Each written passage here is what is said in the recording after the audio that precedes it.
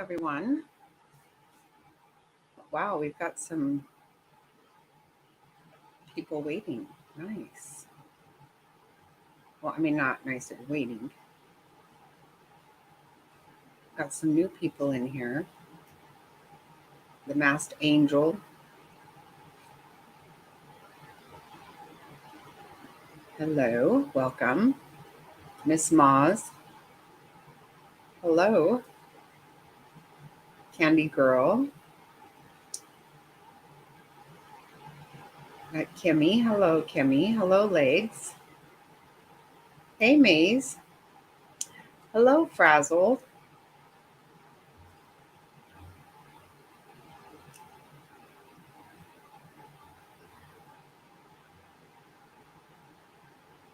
Nice to see everyone. How are we doing tonight?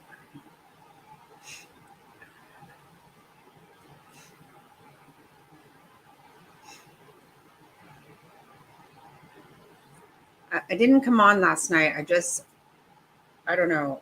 I could not with JJ. I just couldn't say it out loud last night. It was really disturbing.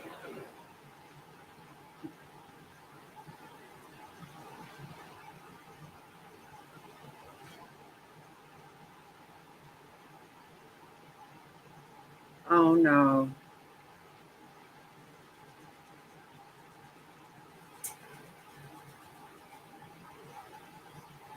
Oh no, Kimmy. Yikes.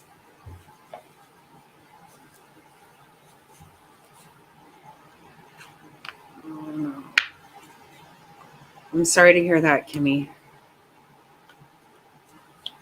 I thought she had a little bit more time.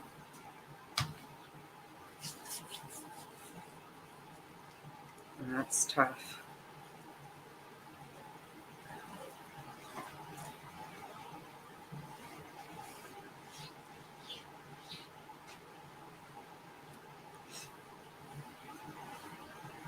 Look.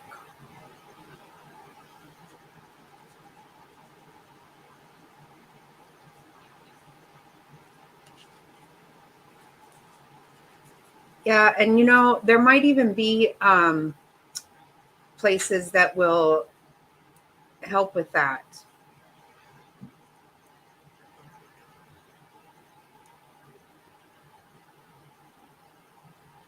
Oh no. Oh goodness. Oh, that's really sad.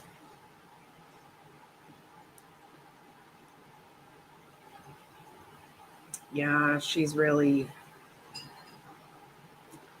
Yeah, that's too bad. Yikes.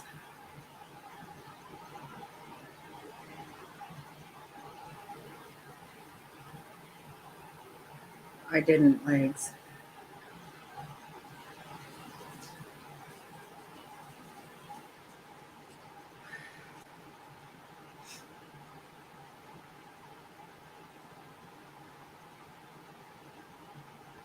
I did not hear about that. That's horrible. Hello, Chelsea.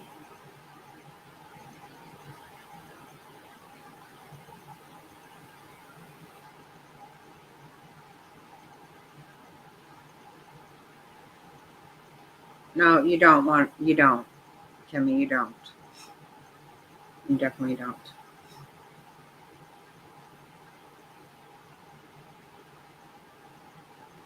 But there are places that will help you with that stuff. Ask around. I know for sure that,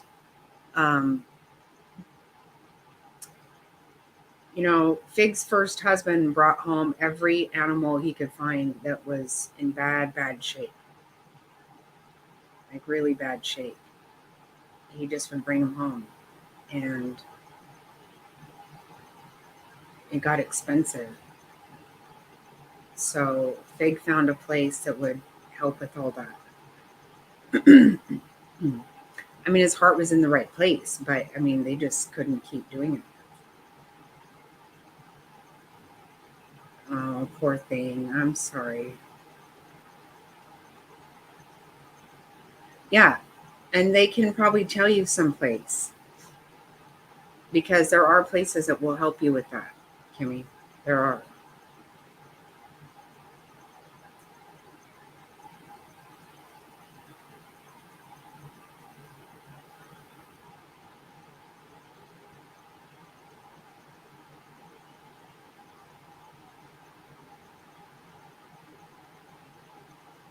Right. No, you don't want her to suffer. You don't.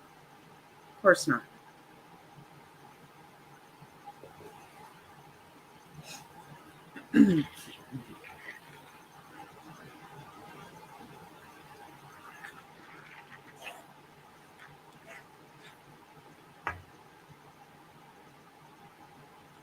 Yeah, I would call and find out, and someplace will be able to tell you, give you some information about who can help you with that because, yeah, they will. Because I know Fig did that. As every time he brought an animal home, they were spending hundreds of dollars. And she was like, we can't afford this. They weren't even their pets. They were just,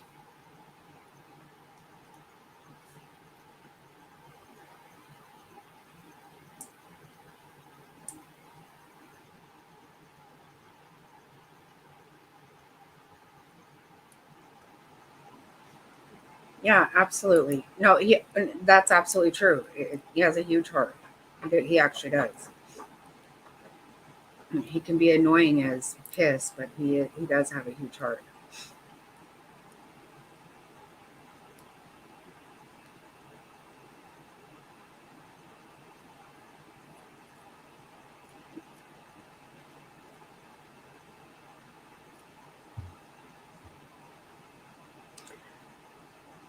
Did anybody notice the change in Brian Walsh? Sorry, can't believe I said that. Am I saying it right? Okay. Huge difference from when he was arraigned the first time. His preliminary arraignment. Big difference. I know. Isn't that crazy? It, I was totally blown away.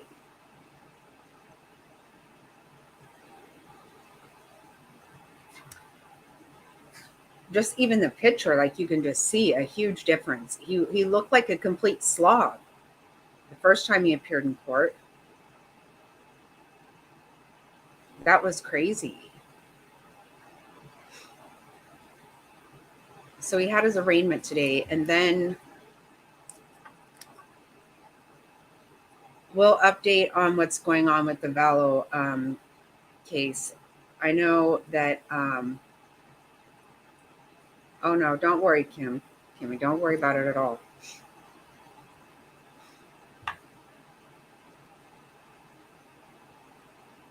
Such really horrible things have come out.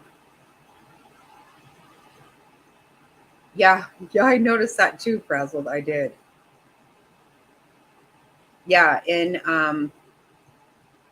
uh, Massachusetts. Yep, like remember we covered this, whenever she first went missing and he first went to court. I know. That's why last night I couldn't say it out loud. I really couldn't. And this is a thing, like Legs just talking about this little girl. Oh my God.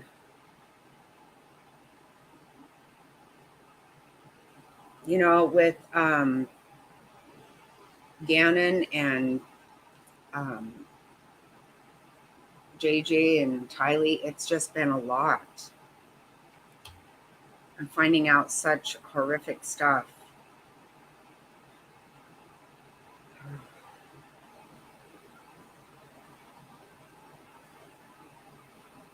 I know Top Hats told me not too long ago that he can't get too involved with anything with kids anymore. It's just really too hard for him. Oh God.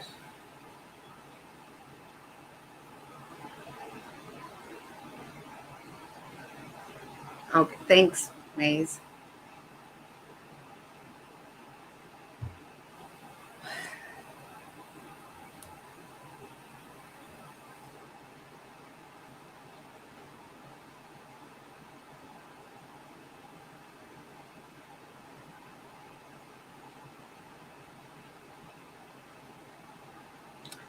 I honestly don't know how this happens.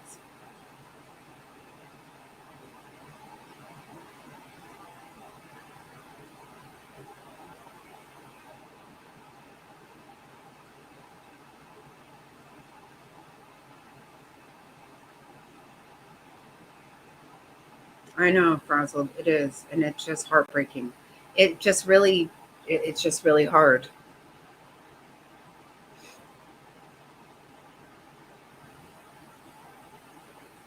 And I don't know. I don't understand this kind of evil. I really don't.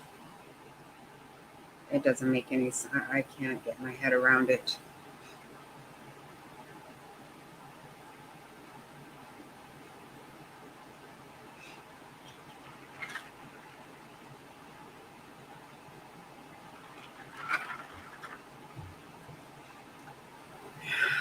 I guess we'll get right to it here.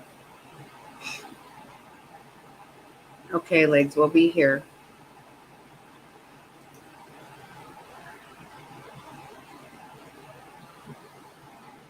I don't know. We're not going to listen to this whole arraignment, but we'll just see. They do have, there's a lot there.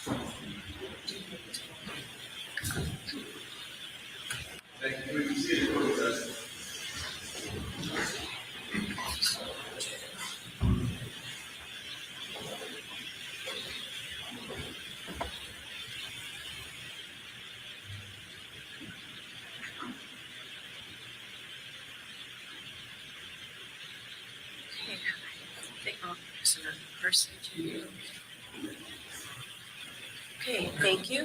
Great. Judge, this is 2382CR91, the Commonwealth versus Brian Walsh.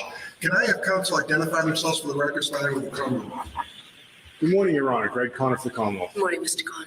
Good morning, Your Honor. Laura McLaughlin for the Good Commonwealth. morning, Ms. McLaughlin.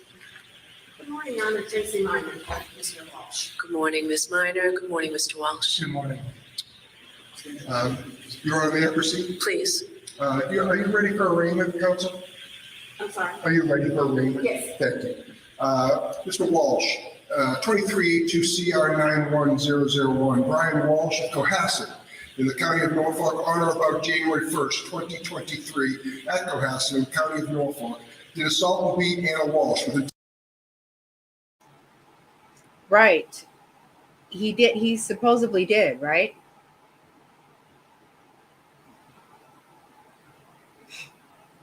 That was what he was waiting to be sentenced, which I cannot. When was that going to happen? That's the craziest thing right there. He had already been. It was already a done deal. His sentencing, I can't even imagine how long that was scheduled out, right? Months and months and months. Hi, Candy Girl.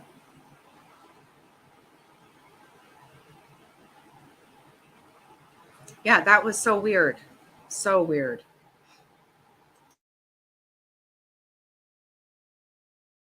intent to murder her, and by such assault and beating did kill and murder said Anna Walsh in violation of Massachusetts General Law, Chapter 265, Section 1, against the peace of said Commonwealth and contrary to the form of the statute, in such case made and provided, a true bill is signed by the foreman of the grand jury and the assistant district attorney for the Norfolk District. To this indictment for first-degree murder, sir, how do you wish to plead, guilty or not guilty? Not guilty. Thank you. Counsel, does your client waive the right to a full arraignment to these other two indictments? Yes. Thank you. One count of misleading a police officer and one count of conveying a human body. How do you wish to plead, sir, guilty or not guilty? Not guilty. Thank you. You can have a seat, question or bail. Thank you. All right, Mr. Connor? Thank you, Your Honor. The Commonwealth would ask that the defendant be held without bail as a result of being charged with 265, Section 1. Your Honor, if I may go into the allegations the Commonwealth has against the defendant and then go into my argument. Thank you. Your Honor, on January 4th, that morning, the defendant, Brian Walsh, first reported to his wife's employer in Washington, D.C., that his wife, Anna Walsh, had been missing since January 1st at approximately 6 a.m. He had reported that she had told him that she was leaving town for a work emergency and was flying out of Logan, and that she would be returning back to Washington and was looking to find her at her employment. The Commonwealth has established that this was a lie. By this time that he had killed her, dismembered her, and disposed of her body. In early of 2022, Ms. Walsh had obtained employment at Tishman Speyer in Washington, D.C. As a result of that, Tishman Speyer had asked her to move to D.C. and work out of Washington, D.C. It is a national property management company, Your Honor. Ms. Walsh and Mr. Walsh sold the family home that was in Cohasset and purchased a residence in Washington, D.C. Mr. Walsh was unable to leave the state at that time because he was on pretrial conditions out of the federal district court. They rented another home on Chief Justice Cushing Highway in Cohasset, and Ms. Walsh would commute from the property that they owned in D.C., working in D.C. during the week and being with the family on the weekends.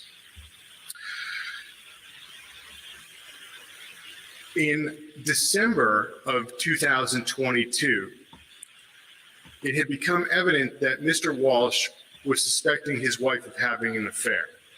He was routinely visiting the Instagram page of one of her male friends, and on December 26th, his mother, with his input and direction, obtained and hired a private investigator to surveil Anna Walsh in Washington, D.C. On December 27th, the oldest son's iPad was used. So this is the first we're hearing about a private detective, private investigator, whatever. We had not heard about this before. So remember, everything was great. We were totally in love. Everything was great. To research best states to get divorced in and worst states to get divorced in. On December 28th, Anna Walsh had dinner with a friend in Washington, D.C., and became uncharacteristically upset and told her friend that she believed that Mr. Walsh was going to be incarcerated as a result of this federal case, and that she was prepared to leave him and take the children to Washington, D.C. On December 30th, she flew home and was with the family and expected not to return until January 3rd, and was going to spend the long weekend with the family. On the 31st, she attended an exercise class. She also got her nails done at a local salon and had made arrangements for a family friend, her former employer, to come over their home on Chief Justice Cushing Highway for a dinner to celebrate New Year's Eve. That family friend said he got there at approximately 8 p.m.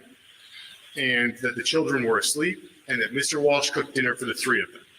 At around 10 p.m., one of their children came downstairs, socialized with the adults, and went back upstairs approximately 20 minutes later. The family friend left at approximately 1:30 a.m. on January 1st, and that is the last time someone has seen Anna Walsh alive outside of the defendant and his family.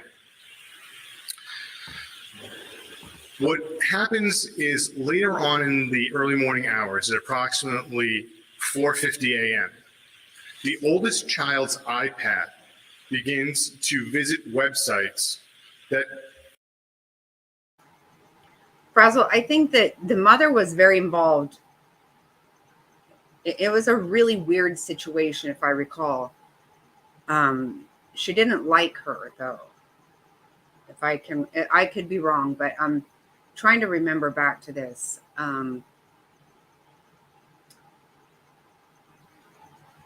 But his mother was very involved with everything. Remember, he took care of his mother, supposedly. He had his mom in the middle of all this. He's a complete nut job. But yes, it looks like he lost 100 pounds. Very, very thin. Concern, how long does it take for a dead body to smell? How long does it take for someone to be missing to be declared dead? It also visited websites and made numerous searches on this matter at 9:30 a.m. to 2 p.m. Included was also how long someone must go missing in order to collect, and there was a visit of a website for luxury watches. At 2 p.m. on January 1st, the children's babysitter arrived at the Cohasset home. This was previously arranged with Mr. Walsh. Mr. Walsh had told the babysitter that he and his wife initially were going to go out for a late brunch, New Year's Day brunch that day. But then he told the babysitter that Anna Walsh had returned to Washington, D.C. That morning at approximately 6 a.m. for a work emergency, and that he needed to visit his mother in Swampscott, and asked the babysitter to stay. He had also told the babysitter and the family friend that he had lost his phone, and he had told the family friend that he had felt somewhat freed having lost his phone. Subsequent analysis of his phone determined that it was actually plugged in the morning of January 1st.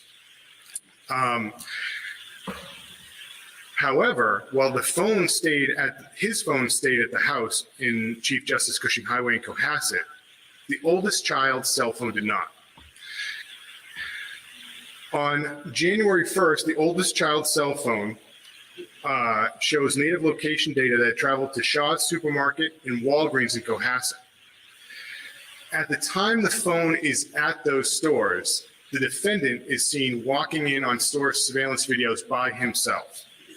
It then travels later on that afternoon, approximately 5 to 5:30 p.m. to Vin & Liquors in Swampscott. Surveillance video shows the defendant's vehicle and the defendant arriving there by himself, bypassing the store, going to a dumpster in the parking lot of the store, disposing of items, then returning to his car. After it goes to Vin & Liquors, it goes across the street to an apartment complex where the defendant's mother resides. The native location from the oldest child's cell phone shows that it is by the dumpster for that apartment complex. It then travels to... Hey, DC. Hello.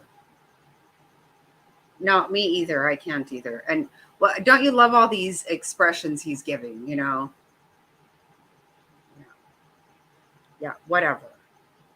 Yeah, and like they're not going to check your kid's phone. Again, the guy was wearing a GPS monitor on his freaking ankle.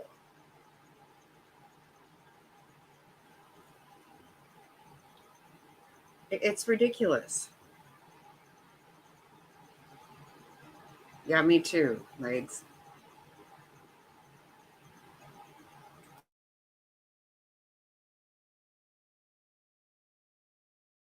Do you notice though, DC, look how much weight he has lost. It's huge. It's crazy. I haven't seen anything like that before. I can't recall any time. Food must be really, really, really, really bad. And he's actually all cleaned up and stuff. Remember, he looked like an absolute slob before. Lowe's in Danvers. At that time, where the phone is showing that it's at Lowe's in Danvers, the defendant walks into Lowe's in Danvers by himself on store surveillance video. He is seen purchasing numerous items, including 5 Lowe's 5-gallon buckets, a Lennox high-tension hacksaw, 48 terry cloth towels, a framing hammer, Tyvek full coverage suit, shoe guards, mop, snips, 200 disposable rags, trash bags, Murphy oil soap, and other cleaning products.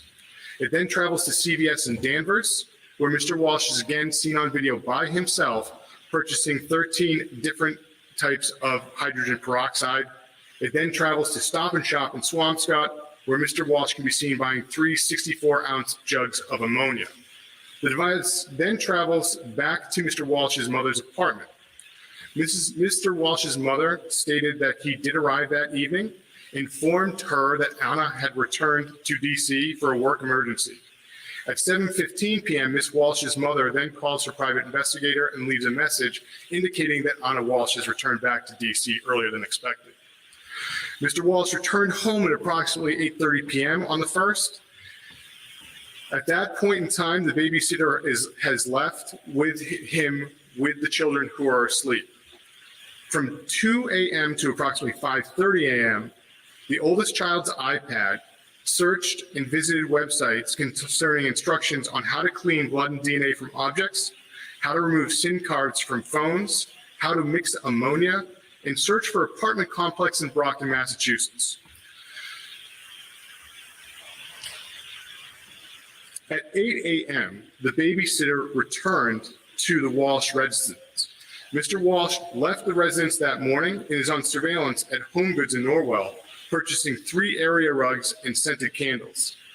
The babysitter would state that by the end of the week, she had noticed that the downstairs area rugs had been replaced, as well as a kitchen trash can.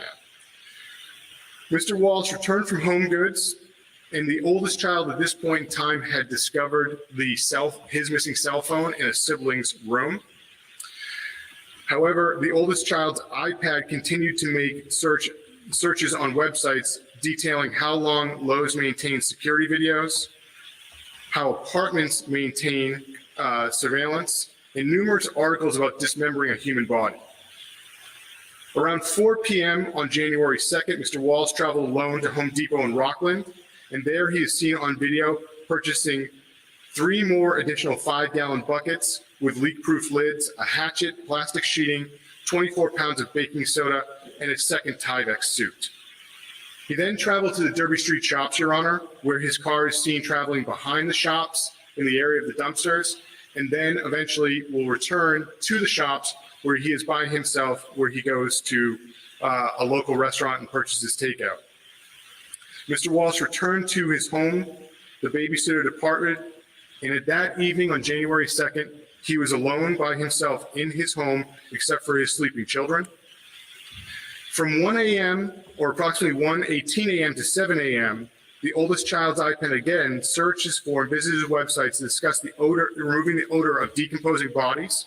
It also visits aftermath.com. Now, this is a company that cleans up crime scenes. It also visited and looked at websites for detecting how blood can be detected using fluorescein, and how to remove blood stains from concrete. Notably, the basement floor in the home in Cohasset is a concrete floor.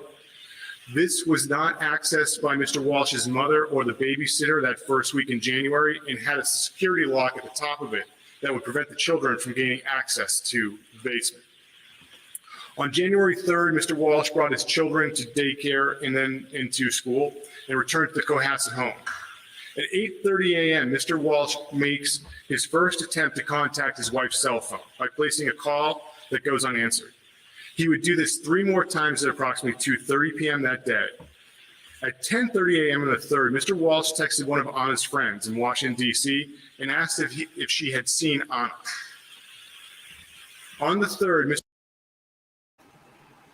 Yeah, it takes how long for him to even think that, oh, yeah, I better at least try to call her. I mean, this guy is such a nut job. He really is crazy. Remember all the stuff we saw about it? Like, he's totally crazy. But yeah, it's so gross. It is so gross. He just should have been in jail already. He should have been in prison already. He should have been sentenced. It's just crazy. Mr. Walsh had made no attempts to contact the police, hospital, airlines, taxi, her work to locate Ms. Walsh. On the afternoon of the 3rd, Mr. Walsh visited 3 different apartment complexes in Abington and 1 in Brockton. Video from these complexes captured Mr. Walsh in the area of the dumpsters for 3 of these complexes. One video showed him looking into a dumpster and not putting anything into it. A second captures him taking items from his SUV by the area of the dumpster. And then the third depicts Mr. Walsh supposing a bag that appears to be heavy into the dumpster. On January 4th at 10:04 a.m., The person that Mr. Walsh had texted the day before responds to him and asks if he has heard from Anna. 10 minutes later, Mr. Walsh then calls the building that Anna Walsh worked at in DC and reports her missing. 5 minutes after that, he texts back to the friend and says, work is looking for her. At 10:30 is when work calls Mr. Walsh and begins the process of trying to find Miss Anna Walsh. After talking with Mr. Brian Walsh, Tishman Speyer employees contact their local and national offices. They send out emails.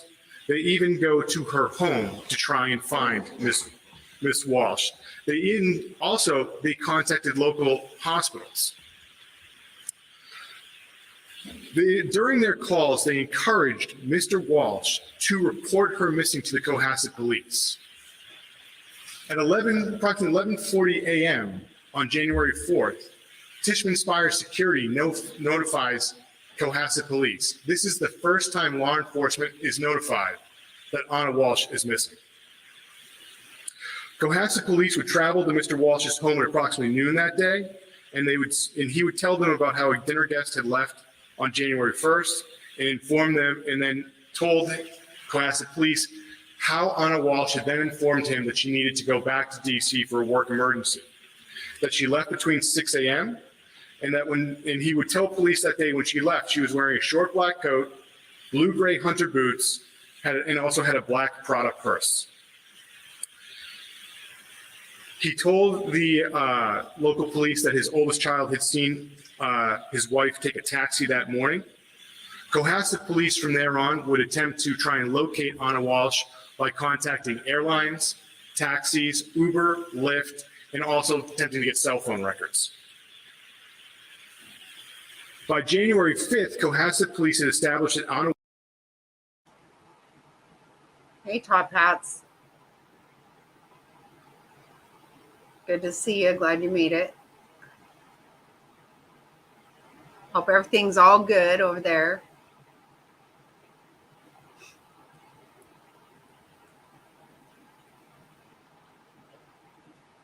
Yeah, he's definitely a real piece of work. I mean,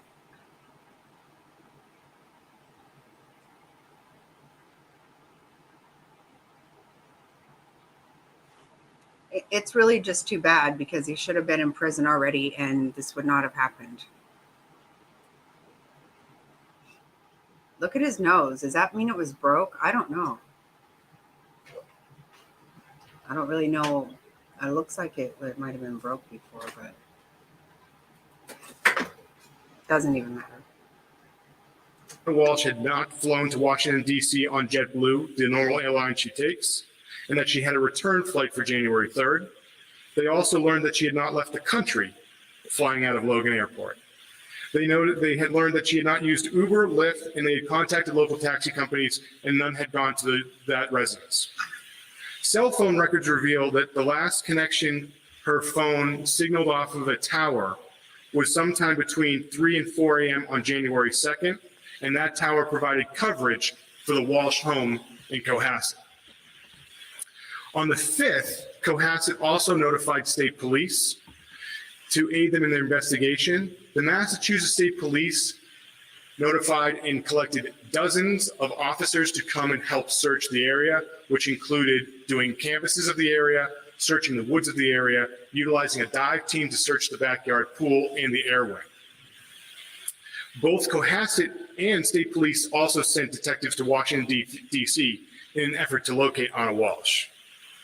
At approximately 9:30 a.m. on January 5th, while law enforcement is undergoing all this searching, the defendant travels to his mother's apartment building in Swampscott, and his phone shows through native location data that it is in the area of the dumpster. He would then speak to detectives later on that evening, and he would again tell them that Anna Walsh had left for a work emergency between 6 and 7 a.m. on the 1st with a black Prada bag, a short black coat, a Louis Vuitton overnight bag, hunter boots, and potentially an Hermes watch. On the 6th, detectives spoke with Mr. Walsh again, and he agreed to turn over the digital devices from his home, which included the son's iPad, the child's iPad, and his cell phone and the child's cell phone. From the 6th into the 7th, investigators would download and search these devices. And in doing so, they would see the internet history of the iPad. They would see the noted location data from the two phones. It had become clear at this point into the 7th that the defendant had not told the truth about the whereabouts of Miss Walsh and his whereabouts as well. For on the 6th, Your Honor, he had told investigators that he had gone to CVS and Whole Foods in the Swampscott area. Police officers went to both of those locations and could not find surveillance video of him in those two stores. On the 8th, officers obtained search warrants for Mr. Walsh's home and vehicle and began the processes of searching those items over the next 2 days. No, he totally does not understand it. Remember, Top Hats, he was wearing a ankle monitor because he should have been in prison already, if you ask me, but this should never have even happened. But no, he absolutely does not understand it at all. Like Kimmy said, he might as well have just said, you know, looking for a complete guide to how to kill somebody and get away with it. But he obviously did not look that up because he did not do a very good job at all.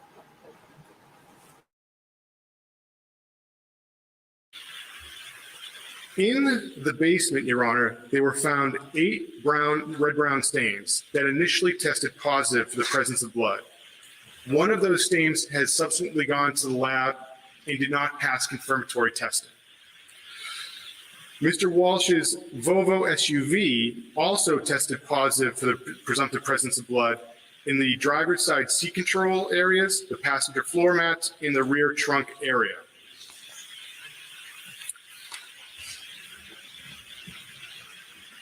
On the 8th, by January 8th, Your Honor, all of the dumpsters that police could identify that Mr. Walsh had gone to, with the exception of going to the Swampscott dumpster on the 5th, had been emptied and taken to CMAS.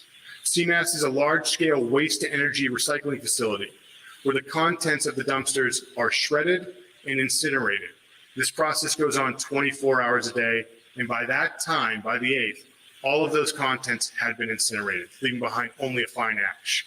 However, law enforcement was able to go to the Swampscott dumpster.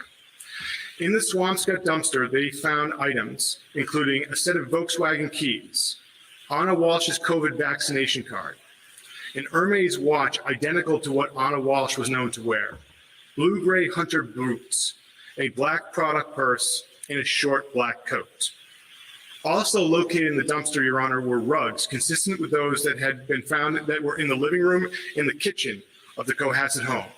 These rugs contained red-brown staining as well, and a piece of a Gucci necklace consistent with one that Anna Walsh wore was found within one of the two rugs. The dumpster contained numerous items identical to those that Mr. Walsh had purchased at Lowe's, which included a Tyvek suit, a Lennox high-tension hacksaw, hammer, hatchet, and snips. The hatchet was purchased at Home Depot. The Tyvek suit had a red-brown stain on the exterior. The stain was tested, and Anna Walsh's DNA was determined to be a contributor.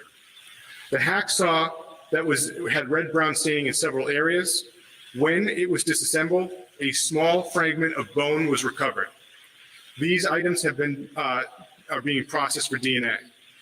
Also in the investigation, it was determined that in 2001, Anna Walsh had taken out approximately $2.2 million in life insurance on herself, where Brian Walsh is the sole beneficiary. And as a result of working at Tishman Speyer, she has an additional more than $400,000 life insurance policy where he was the sole beneficiary. In total, her life insurance is over $2.7 million where the defendant was the sole beneficiary. Your Honor, as a result of the extensive investigation that was done into this case, the defendant's grave incentive to flee of being charged with murder, and that he has one open matter, I would ask that the defendant be held without bail. All right, thank you very much, Ms. Minor.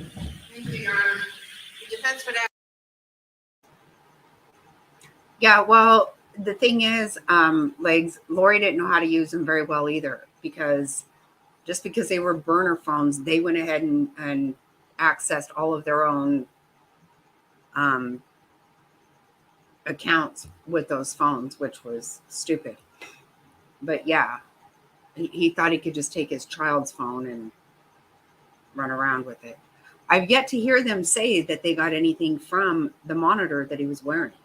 I've never heard him talk about that, actually, ever.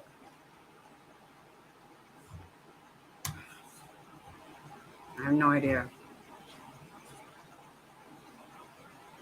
Ask that bail be set at $250,000 cash. And I can respond to some of the points Sure. that the prosecutor has made. Your Honor, it has been 4 months since Anna Walsh has last been seen. It was on January 1st of this year. As Your Honor knows, under Massachusetts law, a person is not presumed dead because they're missing for a period of 7 years, because it is easy for a single person to disappear if they want to disappear. In that 4 months, there's been no body found. There's been no indication of if she died, how she died. There's no murder weapon. There's no motive.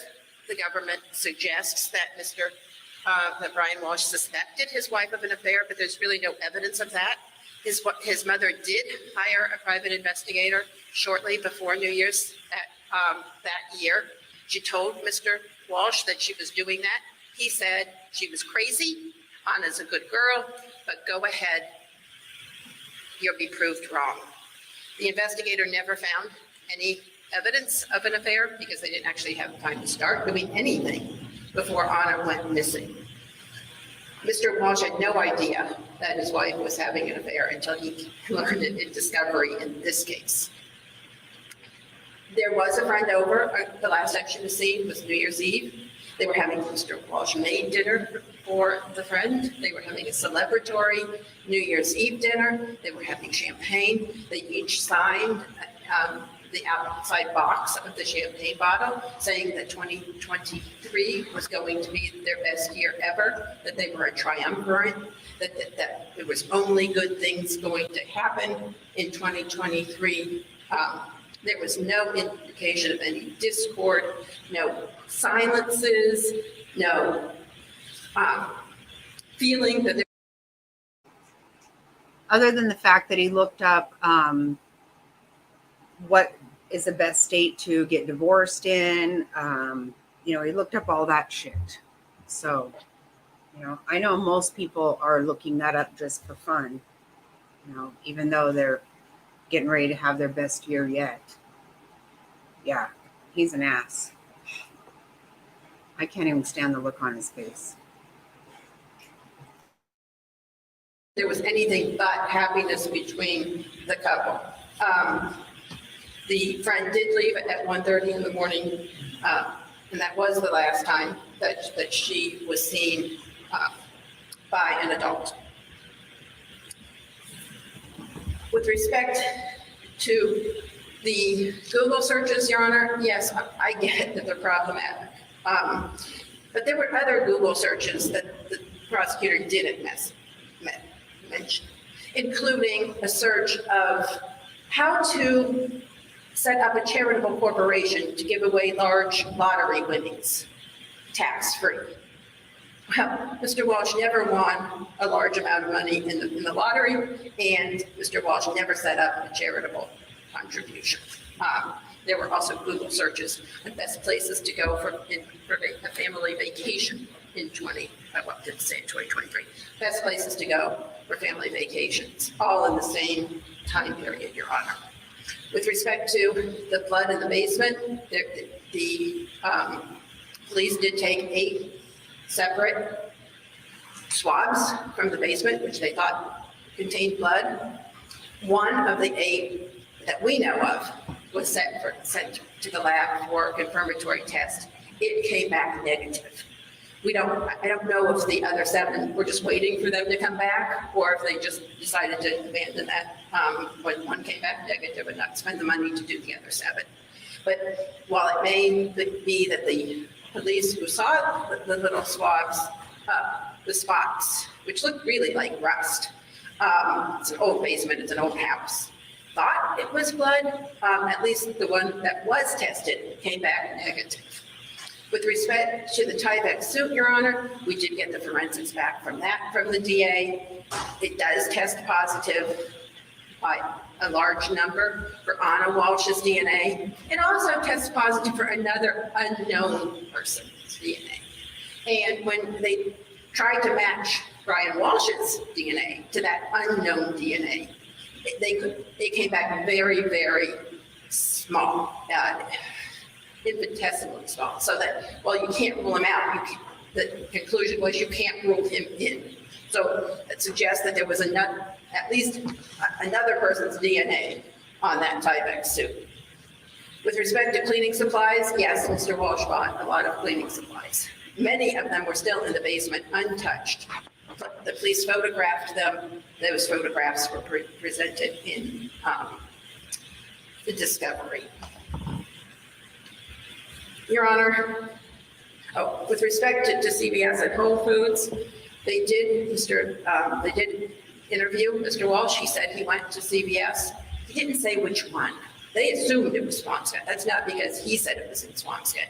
They actually followed up with me and said, can you get me which CVS he went to? Got back to them, said Danvers, and guess what? That's where he was. They got the video. We told them which CVS it was. The fact that they went to the wrong one at the beginning was no fault of Mr. Walsh's. With respect to Whole Foods, Your Honor, Whole Foods is right next to Bennett Liquors, where the prosecutor himself said that they saw Mr. Walsh in the parking lot that day. And which CVS he went to doesn't really have a whole lot of bearing here. So what? When they ask him, he told. Okay.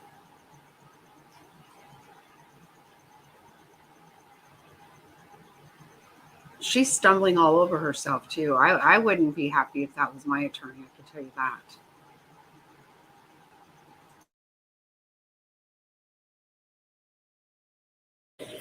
Mr. Walsh has been cooperative with the police from day one.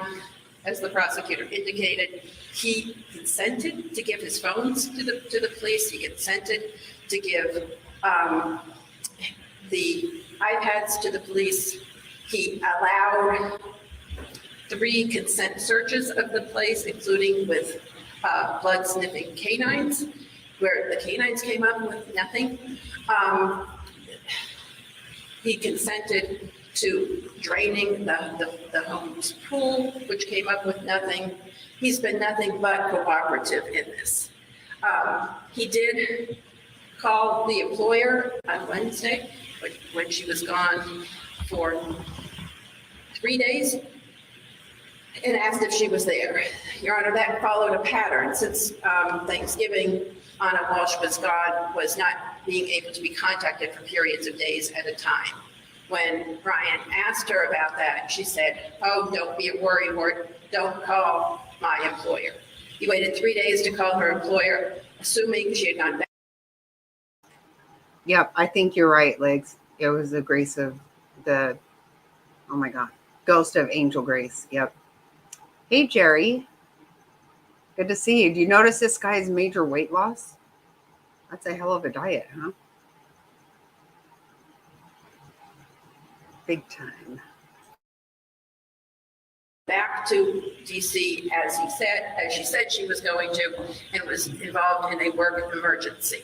When talking to Tishman Spire, The head of security said that they would notify the police because the security person there had contacts with law enforcement. And they, in fact, did contact both the Washington, D.C. police and the Cohasset police. The Cohasset police came out to the home in Cohasset that afternoon, and Mr. Walsh gave 2 interviews on that same day. Your Honor, the prosecution also suggests maybe a financial motive because of life insurance policies, but there's no evidence Mr. Walsh was in the least bit needing of money. His mother, as the prosecution knows, is wealthy. She's given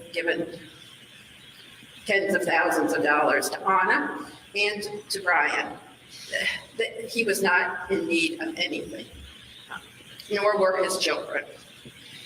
Your Honor, and that brings me to the Well, if his mom's paying for this defense, she's getting screwed. Okay, because this is a fumbling, bumbling situation going on here. So let's hope that's not happening because yikes. Yeah, Jerry, that is so funny. I was thinking that today too. I'm like, so many of them blow up when they go to jail. Yep.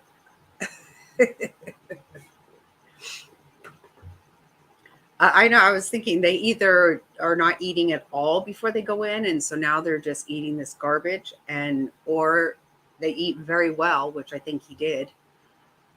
But he looked like an absolute slob before he went to jail. And now he's all,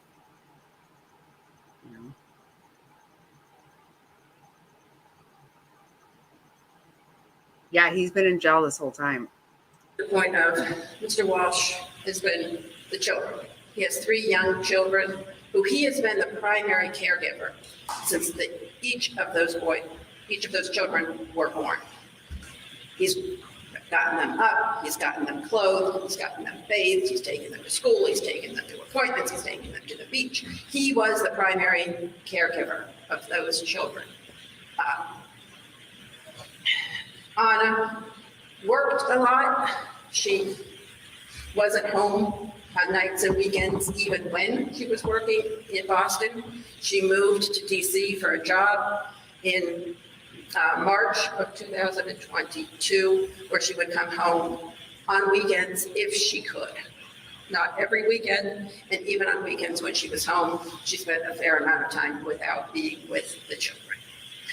Mr. Walsh is the primary caregiver, always has been. She's lucky there's not a jury there because you know what? Trying to put down the victim does not really serve anybody very well.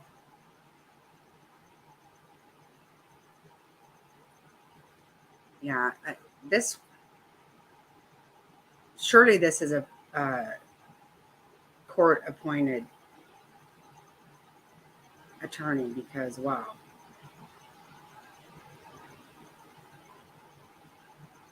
Yeah, I saw something about that too, but does anybody know who it is, Jerry? I don't have any. Who?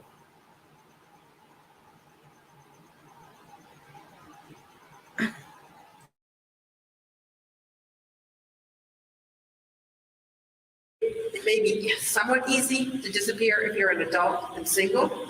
It is not easy to disappear with 3 young children. Those children live in Massachusetts. The only family he has are the 3 young children, his mother, who also lives in Massachusetts. So I would suggest that there is no risk of flight here. Thank you. Thank you. Mr. Clerk? Yes, Your Honor. Held without oath. Counsel, I need 2 dates, a pretrial conference and a pretrial hearing date.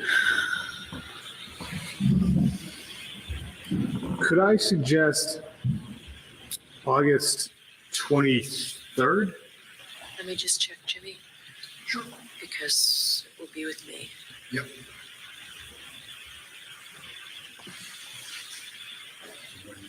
That's fine with the defense. Okay, that's fine.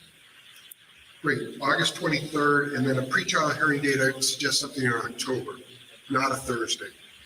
And after maybe the end of October, Jim? Yes, after the 13th. Could I suggest October 25th, another Wednesday? No, Jim, can we go I'm out for 2 weeks. I'm out the week of the 16th and the 23rd. Okay. Just so you know, I've been assigned this case. Yes, Your Honor. Could we have the first week in November? Sure.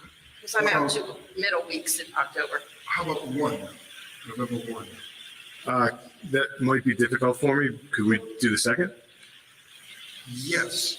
'Cause you're in there. Yes, because I'll be over there. Counsel, can you do November 2nd? Yes. Great. Mr. Walsh, you're going to be held without bail.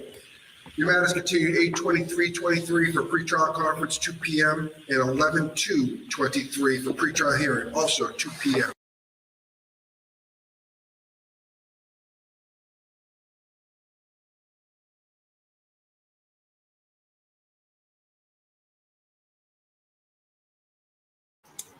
Without bell, yes. There we go.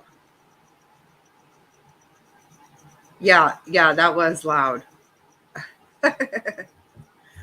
Yep, I think you're right. She thought she was whispering. She was whispering, but it did come out. Yep.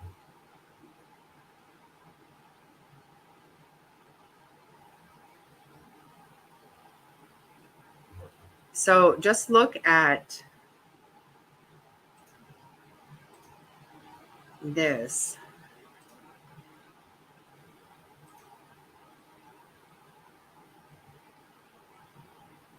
Look what he looked. Remember how he looked? Wow, big difference, huh?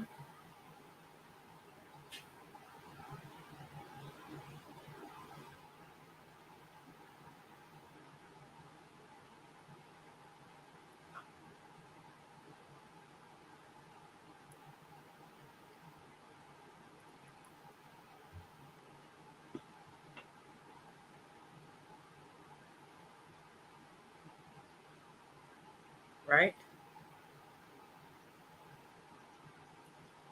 I know. It makes me sick. Oh, yeah, no problem, Candy. Sorry. I'm trying to catch up to what's going on here. I think the kids are still in state custody. Let's see. And we're done. Oh, yeah. What about these? Looks right.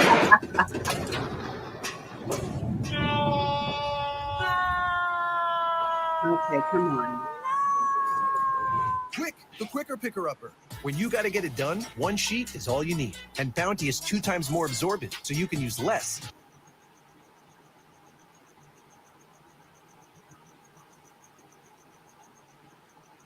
Extraordinary level of detail as prosecutors laid out their case against Brian Walsh, charging him with murdering his wife, Anna. We learn new details about just this, and CNN Chief Law Enforcement and Intelligence Analyst John Miller back with us right now. John, first to you. You have the Google searches, and you bring a charge or to hold the defendants. If you got biological material in the basement of the house, if you have the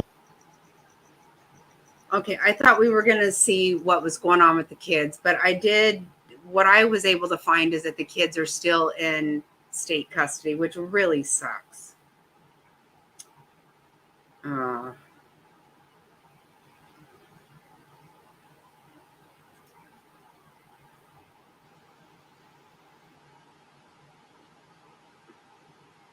Yeah, that really sucks. And so hopefully, I don't know, I don't think her mother is in, I can't remember now.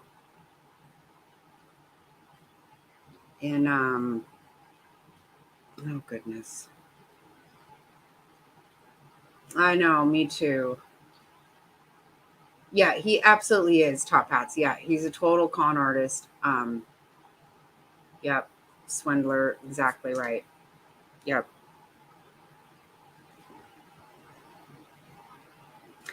And like you said, top hats, she was way out of his league. I mean, it was.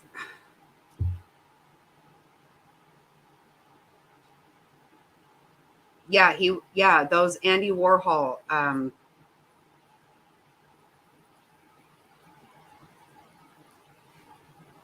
in Serbia or something. Yeah, I think is where the mom is. Her mother. Hi, Sammy Lou. Yeah, he sold I want to say 2 or 3 paintings. They were fake paintings.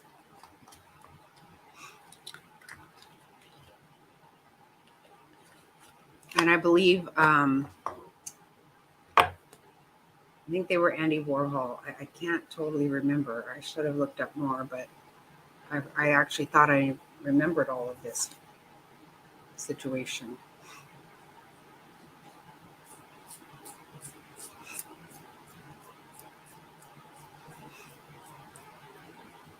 Fake. Yeah. Yeah, that's right, Basil. They were not real. They weren't. They were very good ones, though, apparently, because, I mean, remember I think we watched a video where the guy who purchased them, they got by him at first. Yeah, and yes, he did. He stole a bunch from his dad. Yep, he did. Like $500,000 or something, I think. Yeah. Yeah, he's a total con artist. And clearly a, murderer. As far as I'm concerned, that's clear.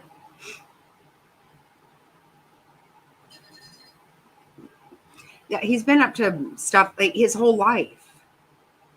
Even as a child, right? I mean, like a teenager. He was up to some... There's a lot of craziness with this guy. And also, before they even got married, she had called the police on him for domestic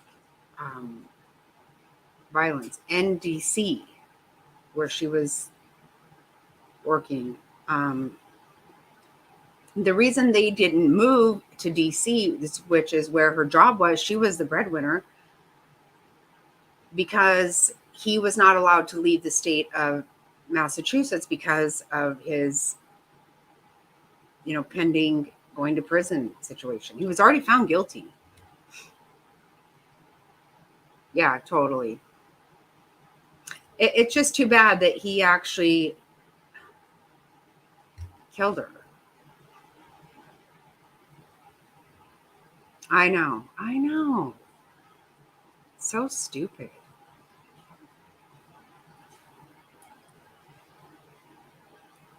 Well, and you look at the Vallow, Alex Cox and all of them, they had 18 burner phones, but they were accessing their own accounts through those burner phones, which made them irrelevant as far as being burner. I mean, all the information was still available.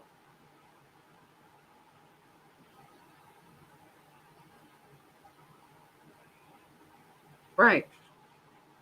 Absolutely stupid.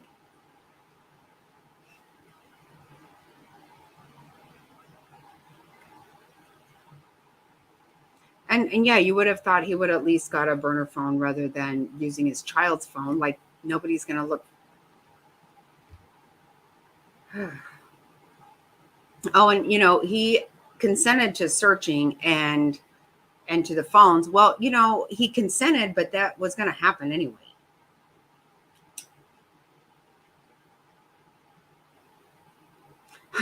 Yeah, he did, Jerry. He did. Yep. And hazmat suits and the whole 9 yards. Yeah. Yep.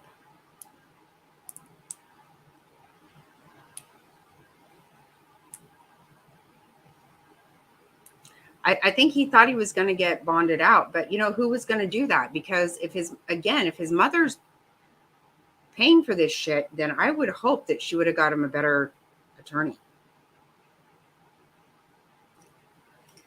Right.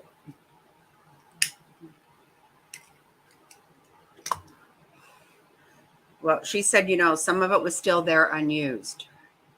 There you have it. So, not weird at all that when his wife goes missing, he buys enough to clean, like you said, an airport.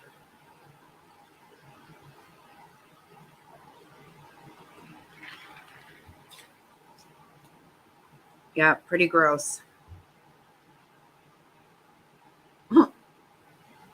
Yep.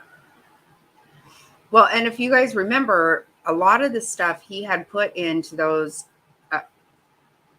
they were in trashes that, remember, they were automatically compacted. And then once they got picked up, they were compacted again and then incinerated. So that's probably where she's at, sadly. Hey, Mama's the boss. Hi.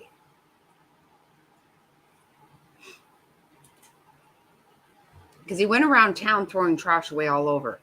And a lot of that it's just gone.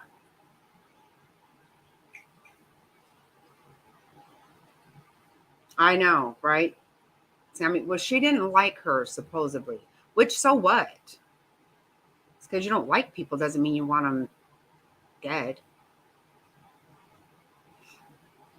But maybe that's why he was all dressed fancy now, because he thought he was going to leave there today.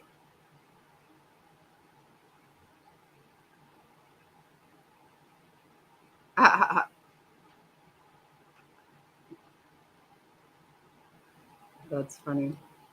Me too.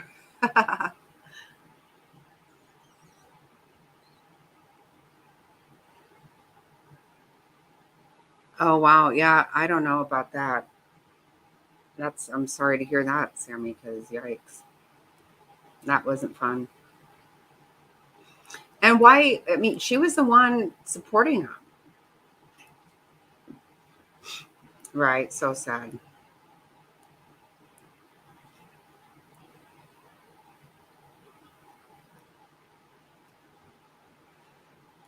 So it's looking like November-ish. I'm I'm kind of surprised that some of these people are not pleading, because, I mean, you got to figure, like Lori. I don't know. I don't know.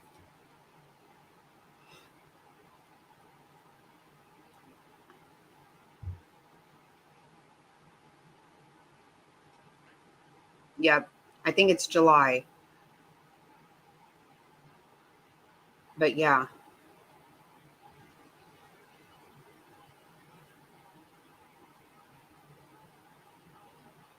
Oh, yeah. Yeah, don't call the police. Don't do that. Don't get him in trouble. Doesn't matter what he does, right?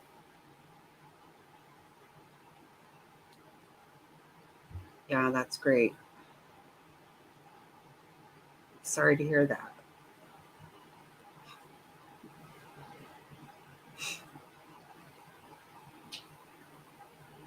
And that's still not,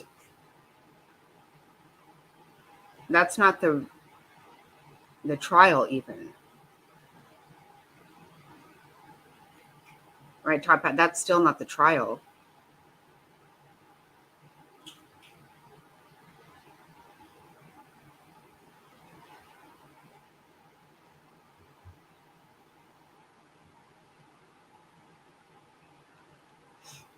Yeah, that's really sick.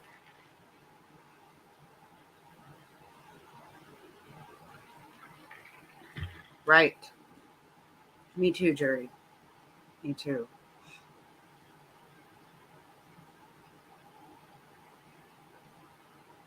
But I mean, doing something bad, but something, but murder, that's, I wouldn't even try to, I wouldn't even tolerate, domestic abuse. Then right. That's what I said. Yep. I feel like Leilani somehow is going to end up taking a plea. I don't know. Obviously, I don't have any idea. And I have heard stories of some kind of technicality going wrong or whatever, but I don't know that I believe that either. I don't know. We just don't know.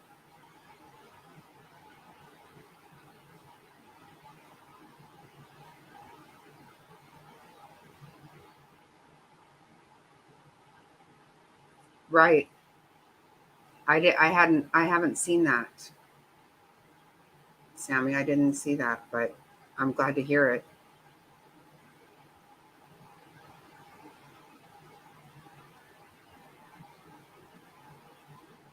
Yeah. Yeah, I don't know how. But you think about it, even Jodi Arias, she blamed her parents, said that her parents had abused her and whatever. Her parents were in the courtroom every single day. And Casey Anthony, they were in the courtroom every day. She also blamed her dad. She's blamed her dad for saying her dad killed Kaylee. But there is nobody there for Lori. No one. And there's also no one there for Letitia.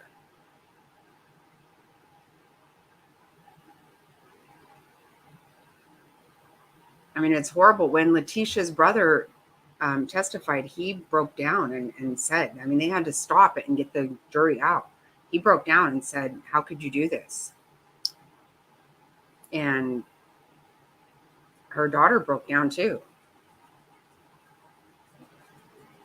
Oh, Lord, time served my ass. Are you kidding me? That sick bitch.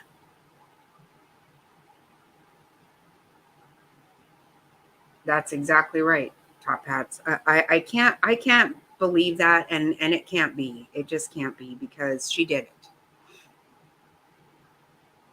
And she absolutely has to get it.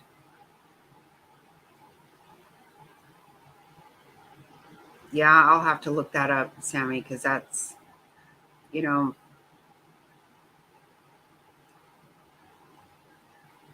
my God, she has to. She is. The thing is, she's also going to be tried in Arizona after this. And she could get death penalty in Arizona.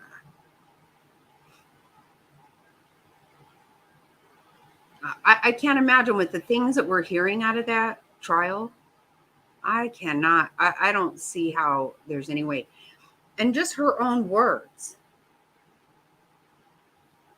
Her own words. Is everybody, her son is distraught. Her sister's distraught. And she's not.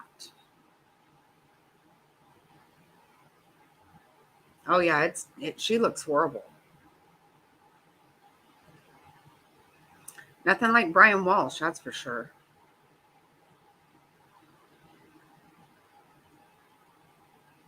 Yeah, absolutely. I do have some clips to play from that trial too. It absolutely killed me yesterday to find out that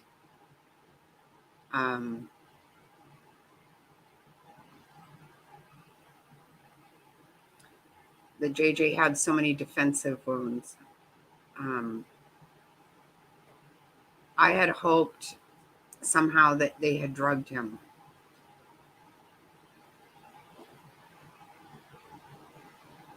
And even his fingernails, there were bruises.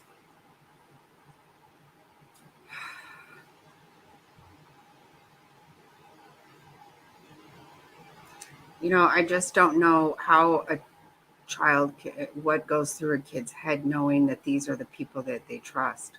It just kills me.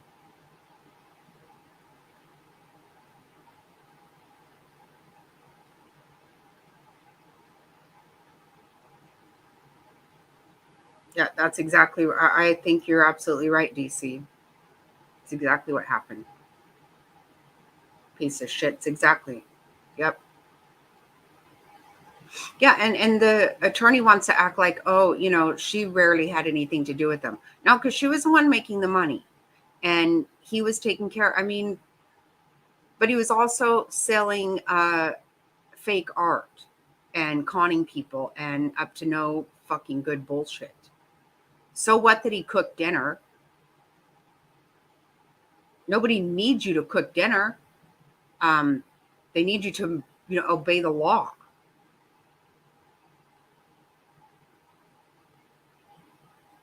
I know, Jerry, that I couldn't say it out loud last night. I couldn't. I knew I could not do it. Yeah, but you know what they say, DC, is that even some of that, though, it was an amount that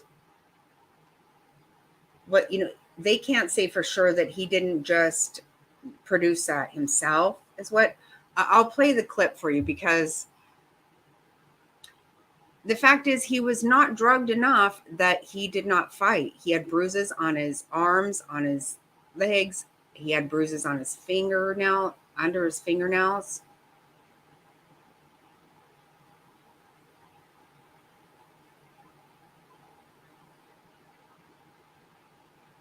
Yep, no, you're right. That's exactly what she was up to. Mm-hmm.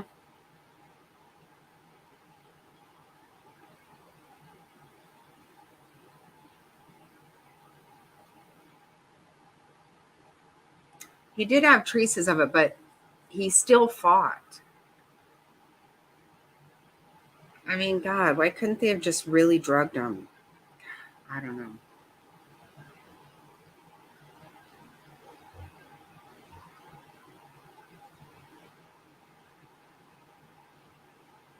Oh, yeah, there's some other really good. Wait, where else? Where's the other one? Oh, okay, right here.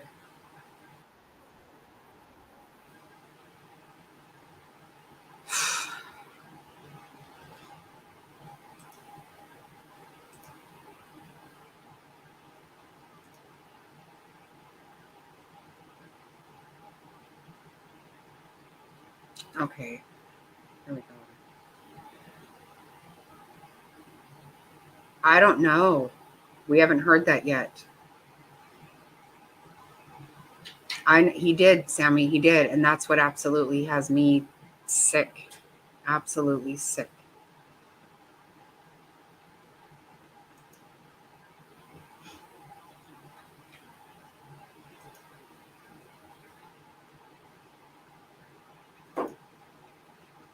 The Lori Vallow murder trial, the so-called doomsday mom who once lived in Arizona, accused of murdering her 2 children in Idaho.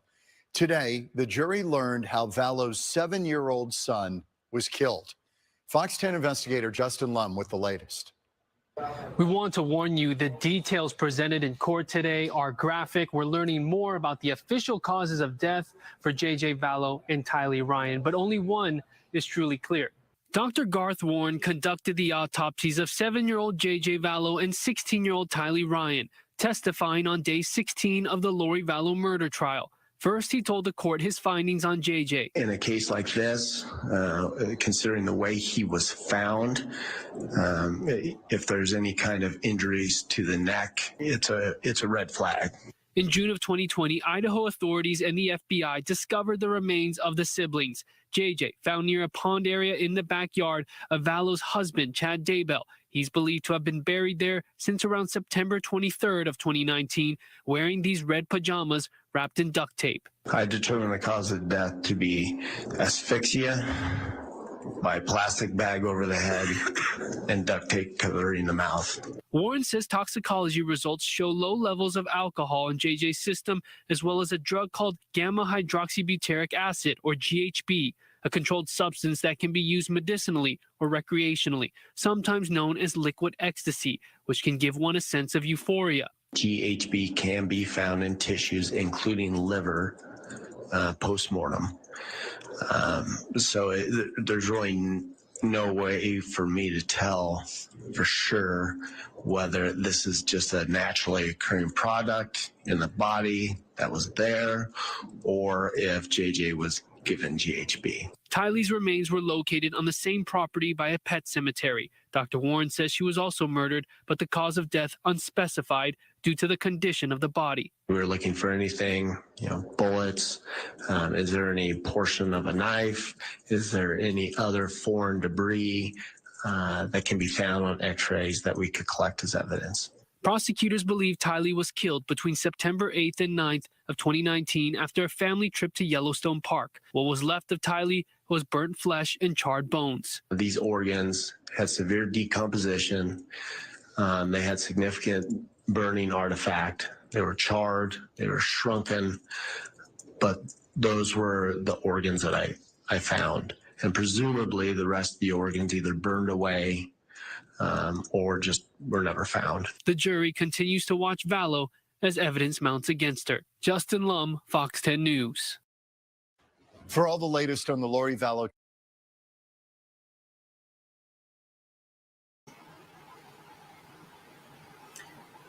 Yeah, so we don't really know if they gave him anything or not. But if they did, they didn't give him enough that he did not fight, because he did. And that just...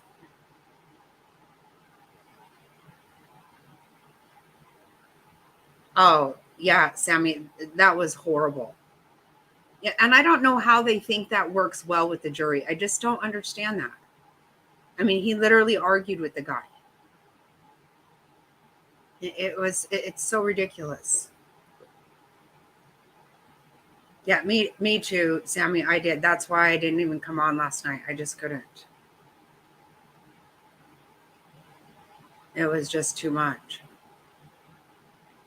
That kid went through a lot, and it's so disgusting.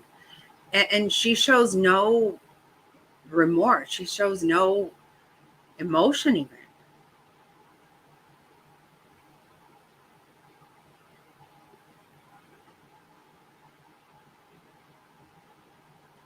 Yeah, I could not even talk about it.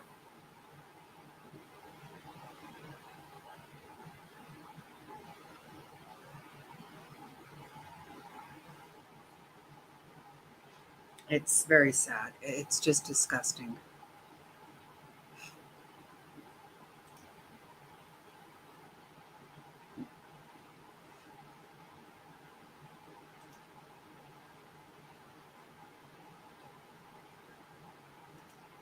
Yeah, wait till you hear this one. This one kind of did, I mean,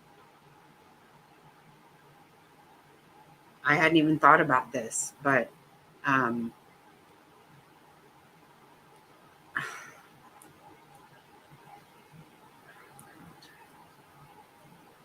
I'll just play it. I can't say it.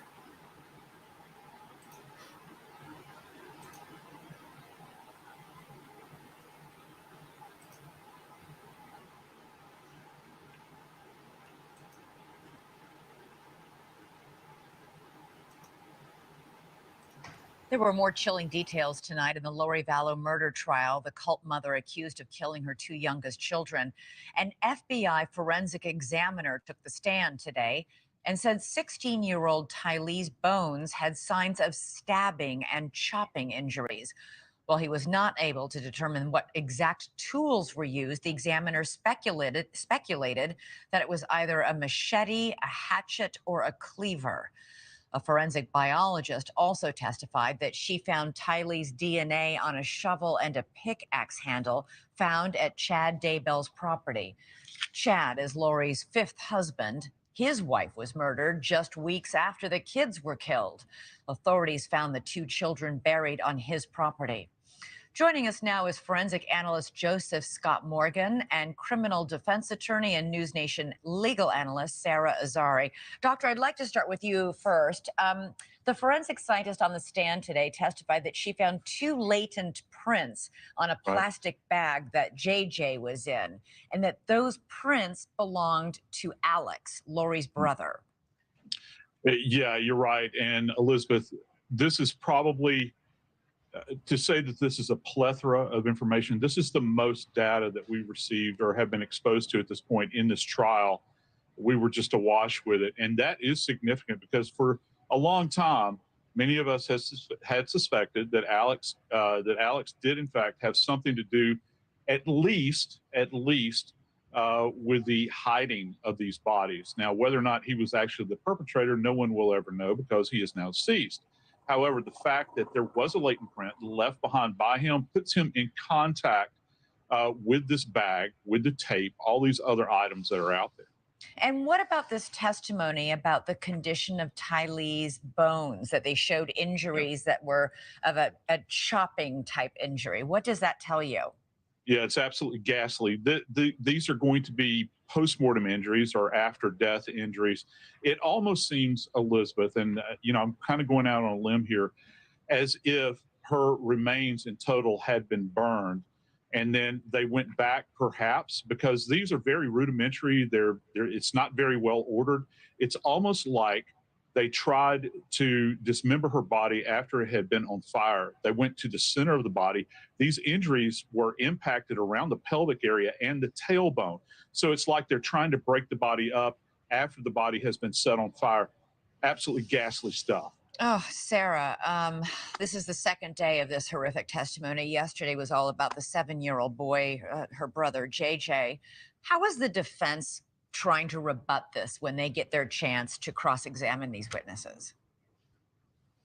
Yeah, Elizabeth, good to be with you. You know, the defense is doing exactly what defense attorneys do when they cross-examine the prosecution's experts. They are trying to discredit everything from their background, experience, expertise, to specifically the investigation they did.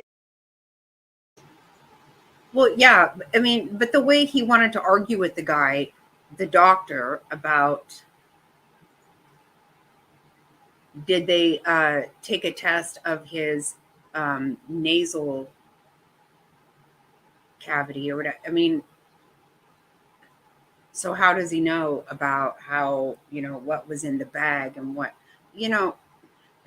was on the bag was Alex's fingerprints and in Chad's yard. So, yeah, the thing is, though, I don't think that you can get past. I do not see how you're going to get past her sister saying, no, you were on the beach, laughing, having a great time, getting married. I don't think she's going to get by with this. I do not. There's no way she is not coming off as fucking foul and guilty as shit.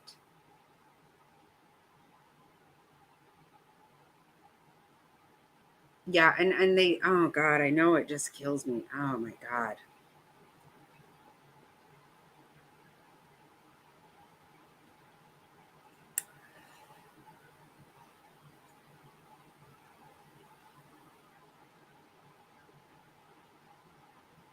Yep. 100%, Chelsea. That's exactly how I feel too. You know what? They need to rot in hell.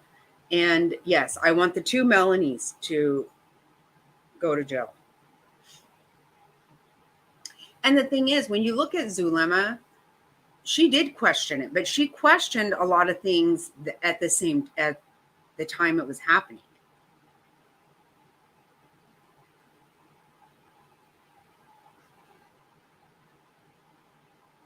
These two are the 2 Melanies are absolute lying pieces of shit. Especially Pulowski. I mean, I both of them. They both are.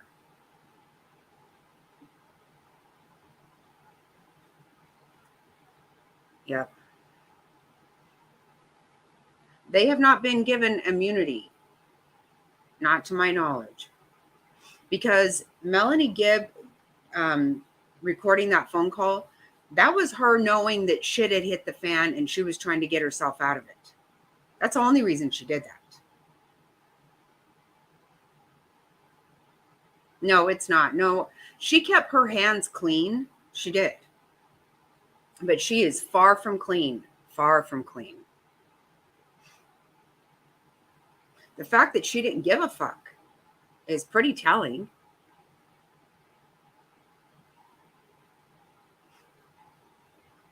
Getting married to that stupid.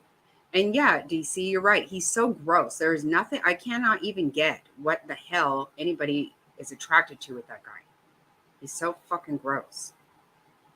His voice, everything about him makes me so sick.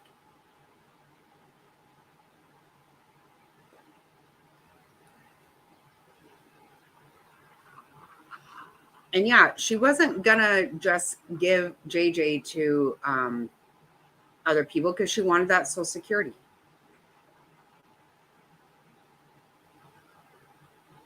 Yep.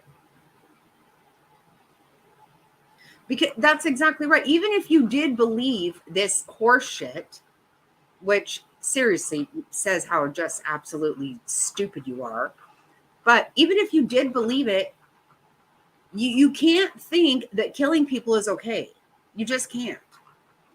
And if you do, then something's wrong with you. You need to go to that shit's against the law. They were co-conspirators, if you ask me. 100%. Her and that damn husband of hers, Melanie Gibb, and her husband, David Warwick, they both knew that shit happened that night with JJ when they were there.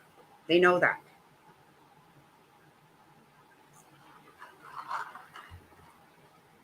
And his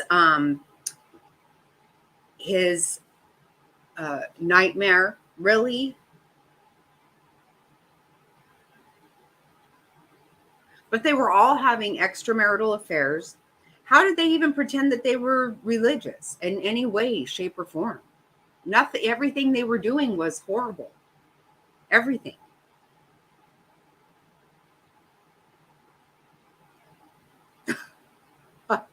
Yeah. Right. And that stupid, weird thing right here on the chin, right? Yeah. Like that lip and then that. Yeah, it's gross. It's just gross. Every time I think of Chad, I think of him playing that fucking ukulele on the damn beach, and I want to just fucking pummel his ass.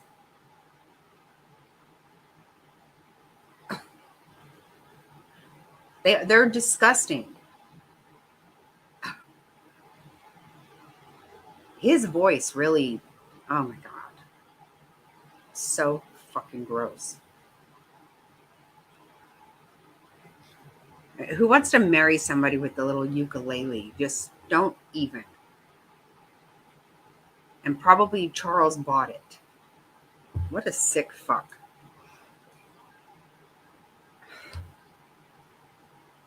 Every bit of it is so gross.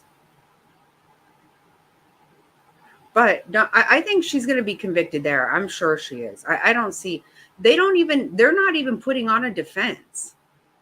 From what I'm hearing,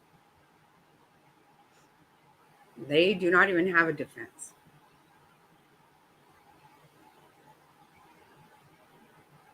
Yeah, they did. Alex did. Yep. And now that Alex is dead, the only person that's going to go down for that one is Lori. She's going to be tried in Arizona when she's done there.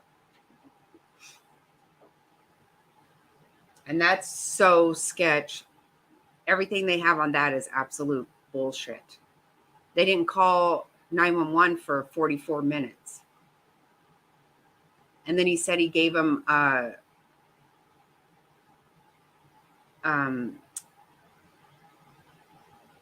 CPR, and he didn't. He didn't. They could tell when the first responders said no one had done anything to him. They could tell. There was no blood. Mm-hmm. And so, because Chad's kids are believing their father,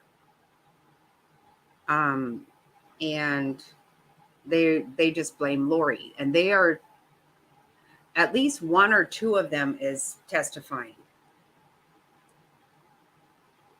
She did. She had a pool party that afternoon. She did. And then they say, oh, Charles hit him in the head with a bat. Charles played minor league baseball. I think if he hit somebody in the head with a bat, there would be more than a little abrasion on the back, which is what happened. And not only that, she told everybody he died of a heart attack when he'd been shot in her house. No. That's exactly right, Jerry. Yeah, she is. And remember that video we listened to the other night of that girl who recorded her conversation with Lori Gibb, and she says straight up, yes, they planned it as self-defense, but they planned it.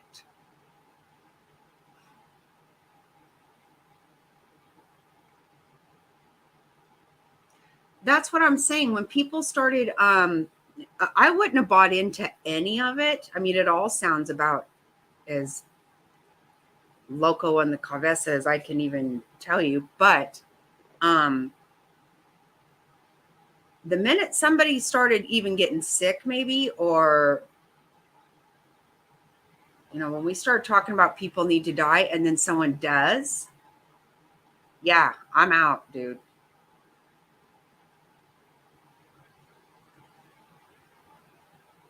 Right. Exactly right. Yeah, she's not going to get by with that here either. She's not.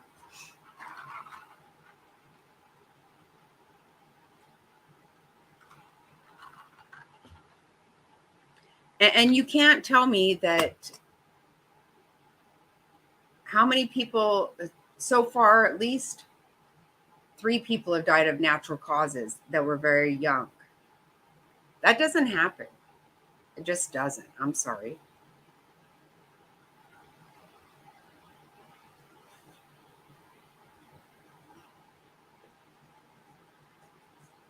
Well, and so they started interviewing Tammy's sister today.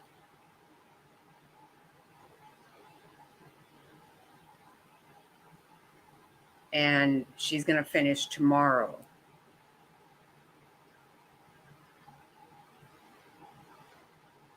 They say that the pictures were so graphic, so bad. They won't let any of the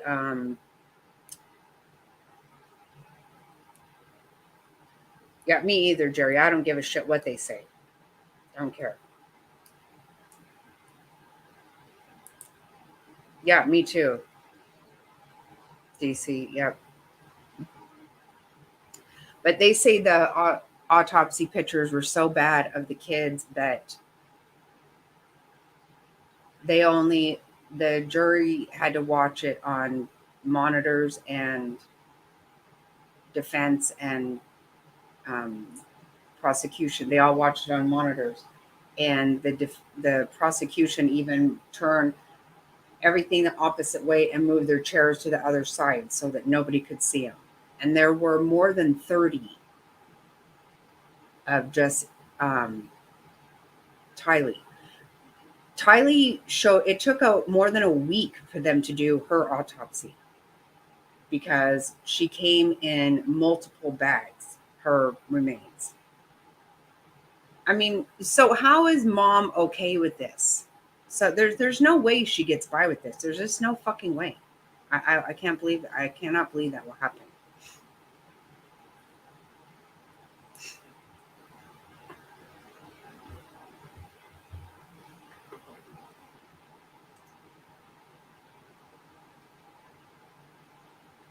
No. And also Melanie Pulaski still is supposed to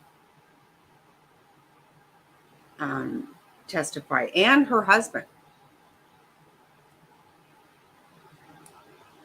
And so is Chad Daybell's sister-in-law and brother and his parents, I believe. Yep, she didn't have to look right at him, but they were there for her to see. They said she did dab her eye for the first time, I guess.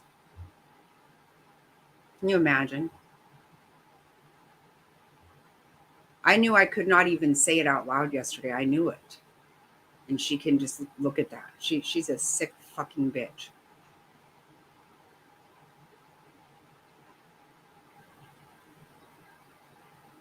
They should make her watch it big time. They said that some of the jurors were emotional. I could not look at him. I would not be able to. Yeah, they said she did dab her eye with the Kleenex once.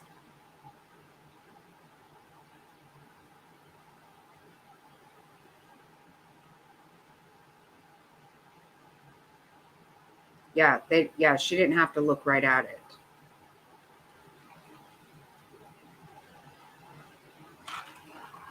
Yep, and that's it.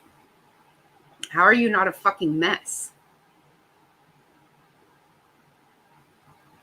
Even on the phone when her son is telling her, you killed my siblings, you killed everybody.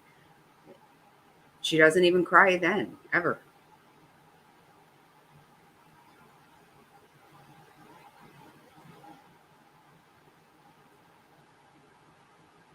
She's a complete fucking horrible person. And so is Chad. I don't know which one I fucking hate more. I hate them both. I want them both to go to hell.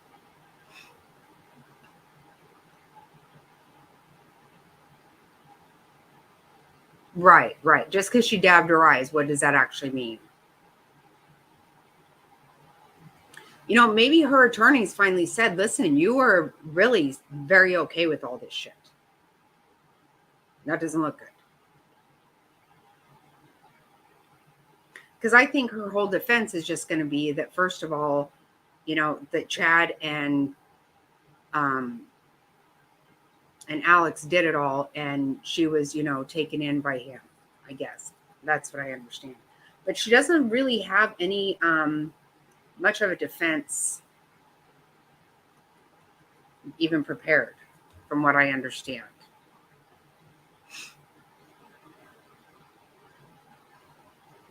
Okay, I'm going to play the beginning.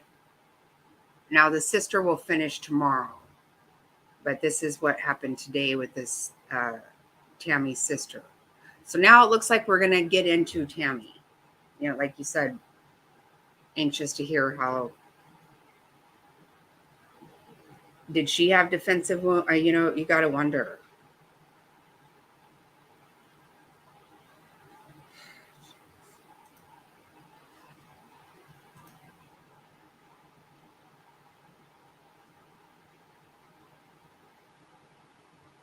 No, top hats, they're not. They all are LDS, but this is not. No, this is not the teachings of LDS. It's not. They veered off on their own because Chad, you know, declared himself a prophet and, you know, spoke directly. He had a portal speaking directly to God.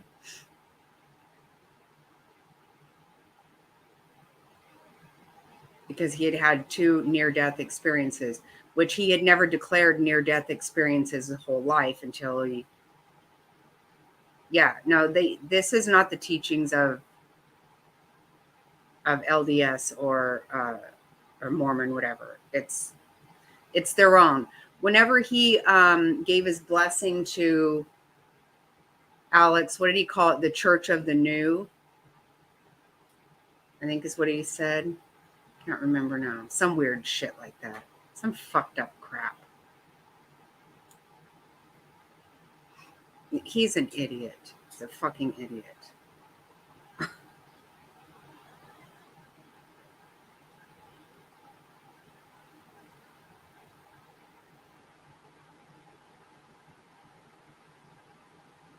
I don't know, Mama's about. I think they have. I mean, look at all the money and, you know, all that stuff, all the phones, and I kind of think they have.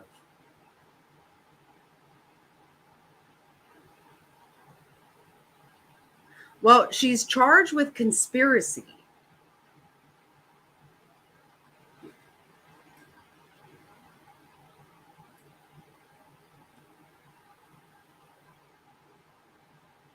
Yes, exactly right, Top Hats. Yep.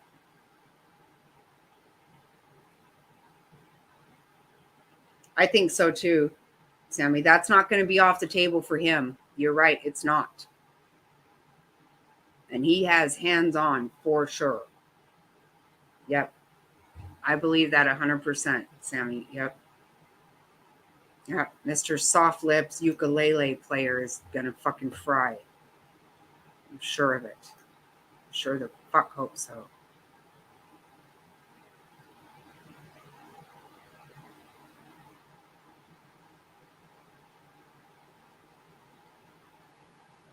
Yeah, but you know what? Whenever you see all the stuff that she was involved with Charles also, and you know, and this is another thing. What people have to remember is they both were trying to convince, like if you remember, as Aluma said, they were begging her to move there. And the whole reason that everybody had to move there was because they were building Zion, right? So that, and they needed all their, you know, all these people that were part of the 144,000. But they have proof that they were moving to Hawaii. He even said when he was looking at apartments there and said, no kids or pets. They were moving. And that's exactly what Zulema said on the stand, that Alex said, why are they not, first of all, not talking to us anymore now that all the people were dead that they wanted him to kill? Then, and they're moving to Hawaii. So it doesn't work that you really believed this whole idea about Zion in Idaho. That just doesn't fly.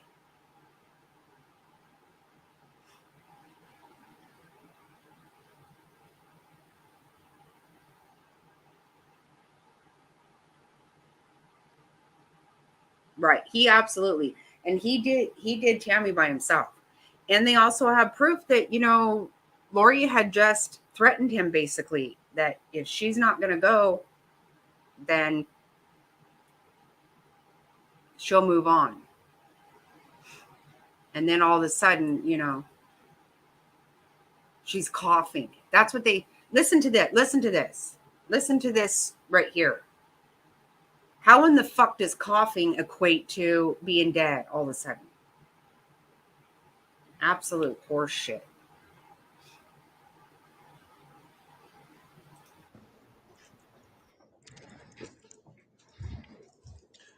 And Your Honor, before we get started, I would note that Ms. Williams is a victim in this matter. Very well. I was made aware of that. I don't believe the exclusionary rule would apply in this case, so I don't need to inquire as to whether or not any of this trial has been observed by this particular witness.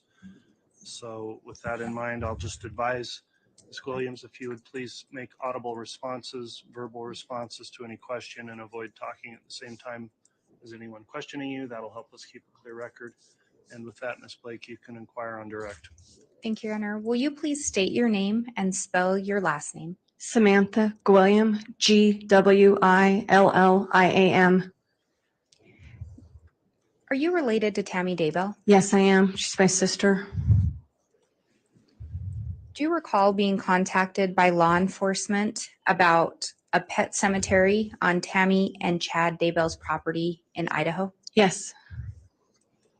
Were you aware if Tammy had a pet cemetery? Yes, I knew she had one. We had seen it when we had gone up to visit.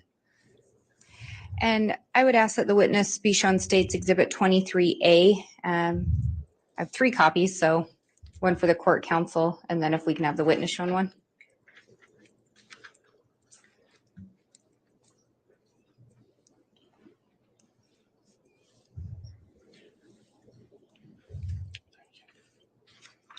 Thank you.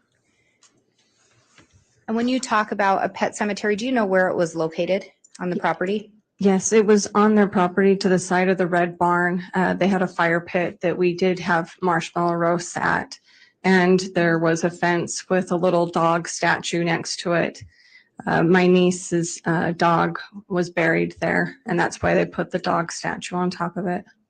And that photo that you've been shown, does that appear to be an accurate depiction of the property as you knew it? Yes. And Your Honor, I would ask for the admission of State's Exhibit 23A. I'm not sure that it was previously admitted. Another witness may have used it. Any objection? No objection. I don't believe it was previously admitted, so 23A is now admitted. And if I could have permission to publish that to the jury? Yes. No, and you're exactly right, Mama's a boss. And that's why they also did that. Because that's her, 100% her. And I think they do that because it seems almost irrelevant, but it's not. They have her dead to rights on that shit for sure. Mm-hmm.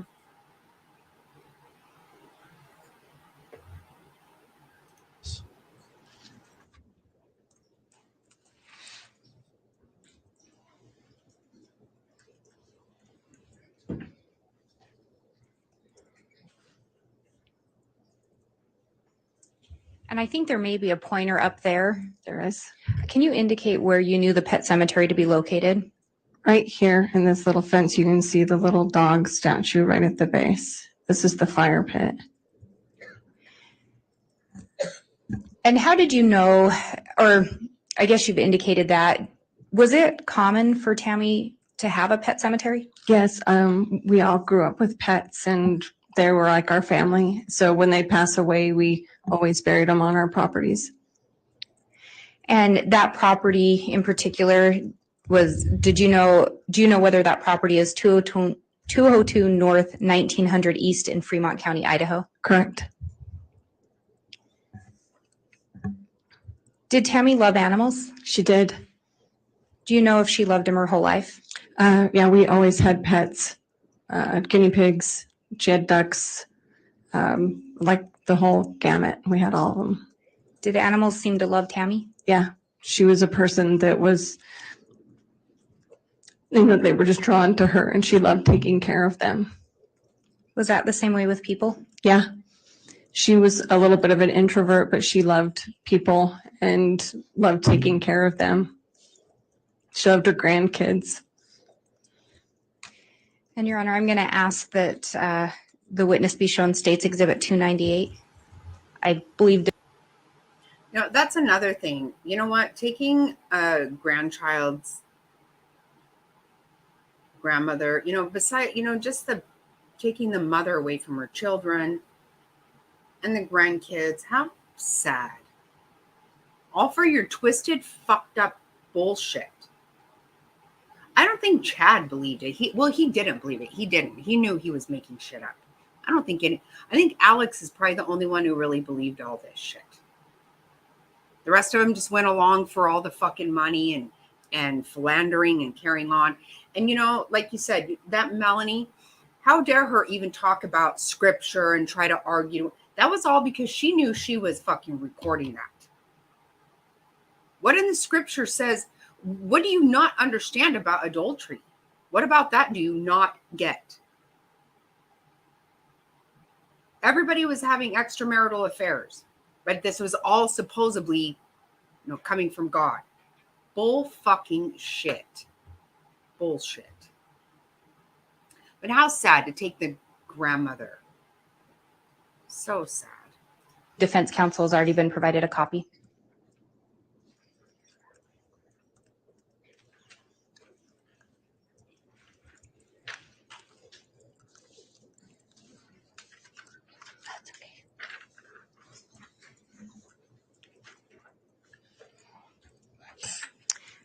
Do you recognize that photo?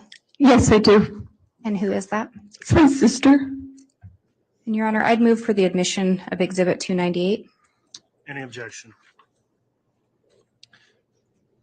Can I ask a question? Yes, go ahead, Mr. Archibald. When was this picture taken? Do you know? It was taken at the the wedding of one of her children. Do you know about what year this picture was taken? Hold on just a second. Within the year or two of her passing. Maybe 2017. Yeah, or- probably 2017. I can't remember. All of her children got married quickly, the older kids within a year of each other. And so within the same year. So it was all, within the year or two of her passing because she just started having grandchildren. With that foundation, Your Honor, I don't have any objection to the exhibit. All right. Okay, Exhibit 298 is admitted. Thank you. And may I publish it for the jury? Yes.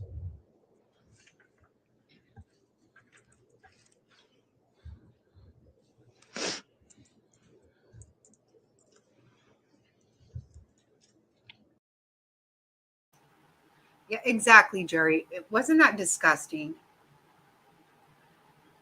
And the thing is that if you ask me, Lori was even being honest there, saying, you of all people.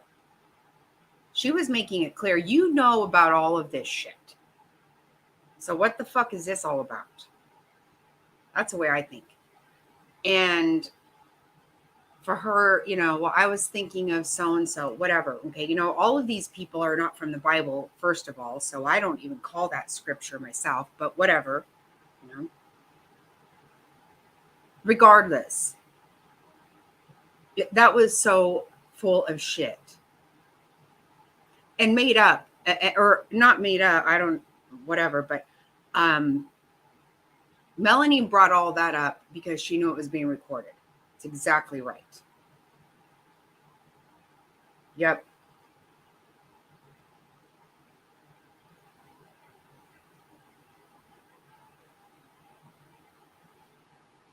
Oh, yeah. And that's the thing. This is what she always did, Sammy. She always said, I need to speak to a victim's advocate or whatever.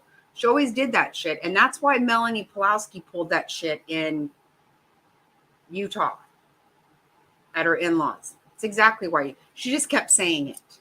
No. What do you mean? First of all, you were here trespassing. You're not a fucking victim. So how are you going to have a victim's advocate? But Lori told her to say that shit.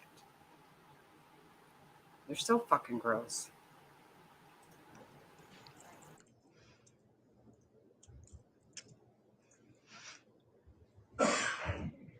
How many children are in your family? There's 5 of us kids. Where did Tammy fit in that line? She was the second oldest. And how many brothers? We have 3 brothers. And you and Tammy were the only girls? Yeah, we were the only sisters. Were you close growing up? Yes, we're only 4 years apart, and so we. Good night, Top Hats. Thank you for everything.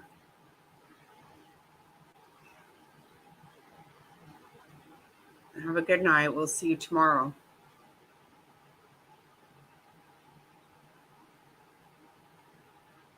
I'll have Friday night fun for sure.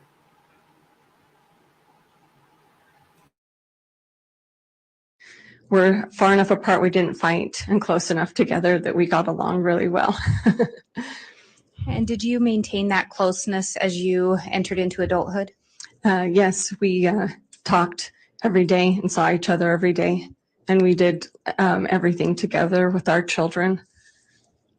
And do you recall when Tammy started dating Chad Daybell? Yeah, I do. Did you know him from before? Yes, his family lives in our hometown, and so I went to school with his brothers. He was older than me. He was the same age as my oldest brother, so he was not one that I hung around with, but I knew him. Did you like Chad when she started dating him? Yeah, he was a really nice guy. Did you feel like he treated Tammy well? Yeah, he did. And then they ultimately ended up married? Yeah. And throughout their marriage, did you maintain contact with Chad and Tammy? Yes, we were very close. Was Chad in fact friends with your husband? Yes. Prior to Tammy moving to Idaho, how close did she live to you? We were 2 blocks away from each other. How often did you see her? Every day. Do you know how many kids Tammy and Chad have together? Yeah, 5. And you mentioned earlier Tammy is also a grandmother. Yes. Did Tammy want to move to Idaho? At first, no. She doesn't like change, and all of her family was there. So in Springville, so it was not something she wanted to do at first. Do you know whose idea it was for them to move? It was Chad's. Did Tammy work prior to moving to Idaho? Yes, she did. What did she do for work? At the time that they moved, she was the special ed secretary at the high school. And previous to that, she worked at the elementary school as the computer teacher. Was she good with computers? Oh, she was amazing with them. She was the go-to person? She was the go-to person. If any of us had a question about something, that she could answer it, and she would pick up any new software and could figure it out. She was self-taught and was very smart. And the 2 jobs you mentioned, she worked closely with children? Yes, she did. When they first got married, do you know what Chad did for work? He was working for the Springville City Cemetery for the Parks Department. He was part of the cemetery upkeep crew. They helped prepare all the graves, and they took care of the cemetery, upkeep. Was he also involved in ever digging graves that you know of? Yeah, that was part of their job, is that they would dig all the graves that came through for any of the burials at the cemetery. Eventually, he came back and was the sexton at that cemetery, at that Springville. It was at the Evergreen Cemetery in Springville.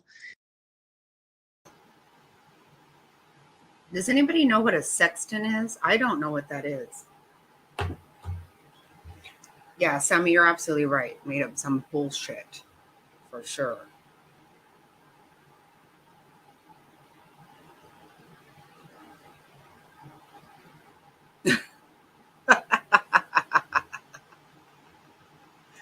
Oh, that's hilarious. Yep. What is a sexton? I've never heard of that.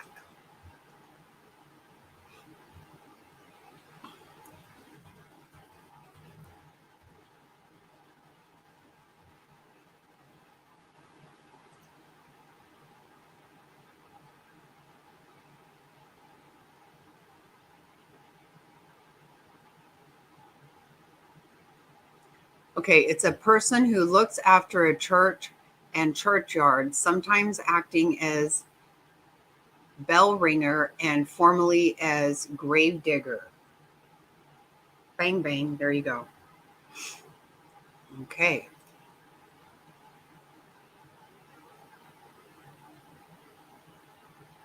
What? How weird, why?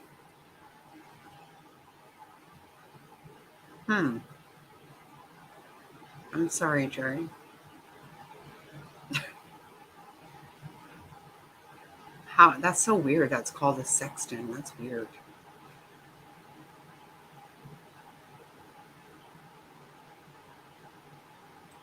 And then eventually he was a sexton at the Spanish Fork Cemetery. How did you find out about your sister's passing? Chad called me the morning that she passed away. Do you recall what he told you? He told me that she had been really sick and that she'd been coughing all night, and had gotten up and with a coughing fit around midnight, 1 o'clock, and had gone back to sleep. And he was awakened by her that morning when she rolled out of bed dead. Did that make any sense to you? No, because I had just seen her 2 weeks previous to that, and she hadn't been she wasn't that sick at all. She was very healthy. Did she indicate to you any activities that she was participating in? Yeah, she was in a clogging class, and she was showing us some of her clogging moves, but she was also preparing to run a smaller race in their town. So she was trying to stay fit and healthy. And how old was she? She wasn't 50 yet. We were going to get ready to celebrate her 50th birthday. Yeah, she was doing normal things that people do, right? She was going to run a race. She was doing a clogging class. That's so cool, right? Yeah, but too bad her husband was up to bullshit. Fucking sick. It is so sad, Sammy. It is so sad. Yeah, I'm sorry to hear that, Jerry.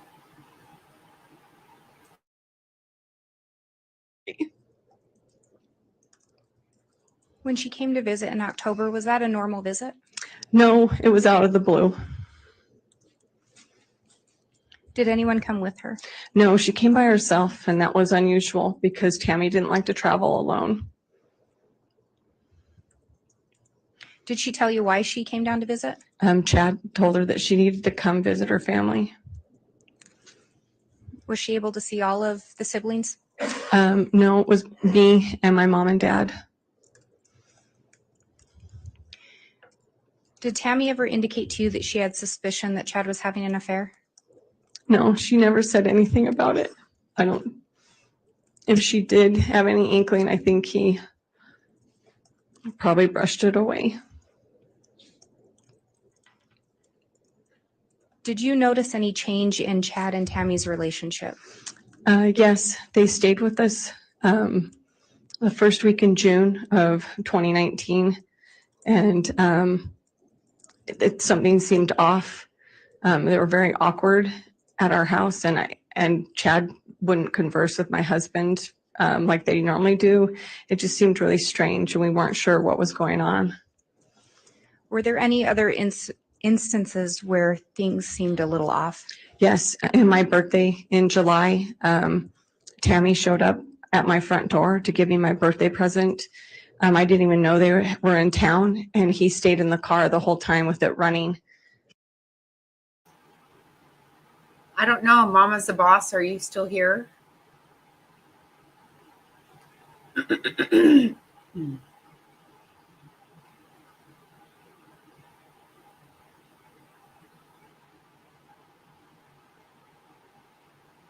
It's been a minute since she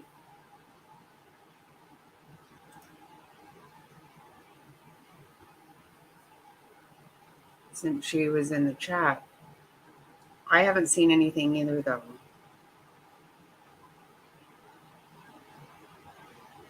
Have you seen any of it?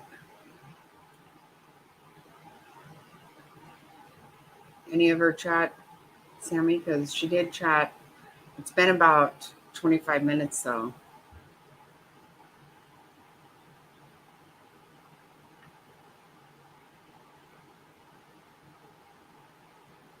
This is a time when she's usually getting her kids to bed and all that stuff, but I'm not trying to pretend I know what's going on anymore.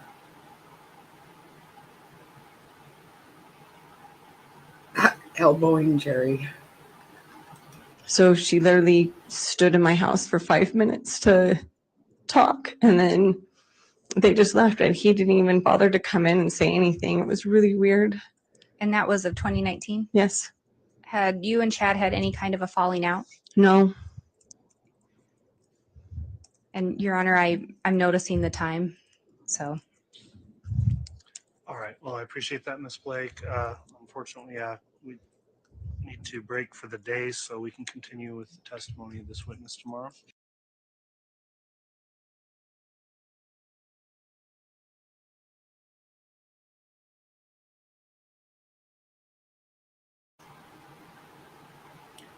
So yeah, that will continue tomorrow.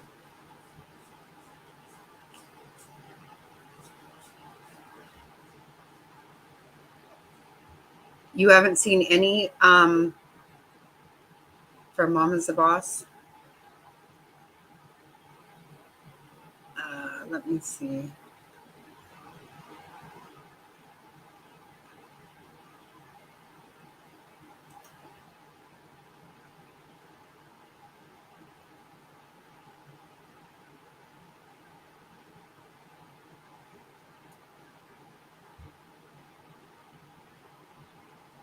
Yeah.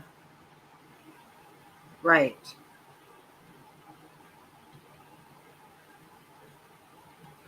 Oh, okay. Actually, you're right. I think there was one after that.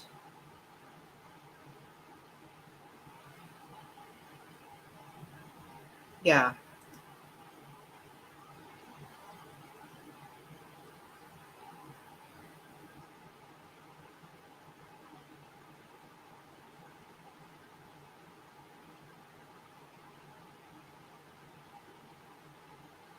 Oh, is that how you can? I don't know how to know.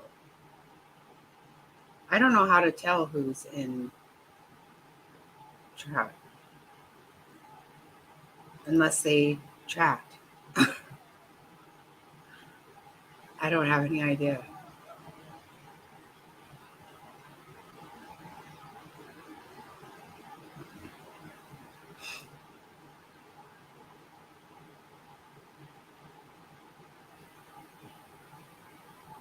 Oh.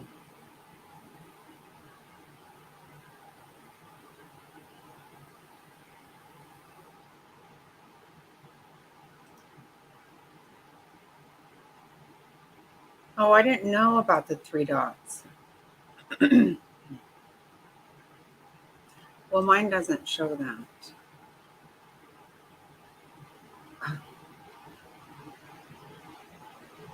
Oh, okay. Wow, learn something new every single day.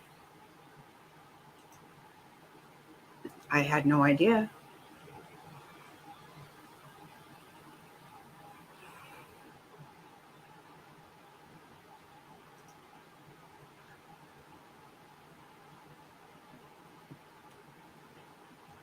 Yeah, mine just says either put someone in timeout or block them. That's the only thing I can do. Yeah, yeah, it is. You're right.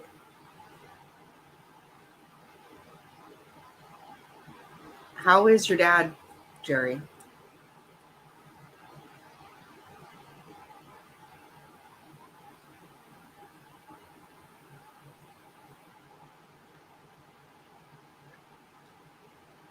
Um,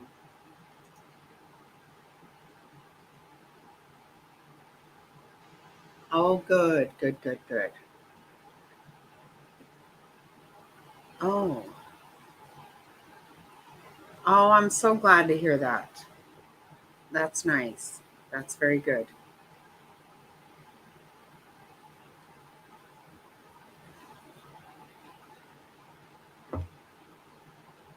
That is awesome. He'll be back to his old self very soon, I hope.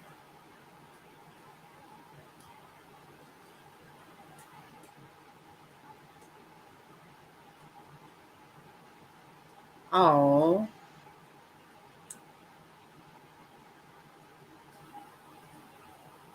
that's awesome.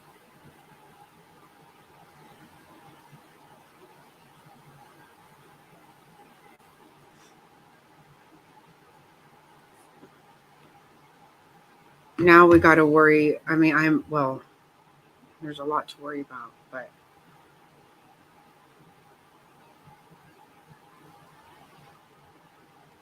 She was the go-to person if any of us had a question about something. I'm curious about, or I'm worried about Kimmy right now. I don't know. She might be asleep now.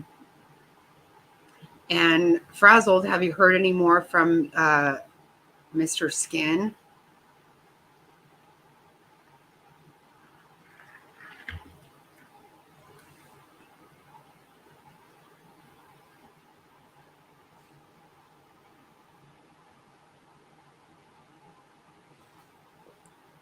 Yeah, her dog's not doing good now. And so she was trying to figure out about putting him down. I told her to try to find a place. She can probably find some place that can do it.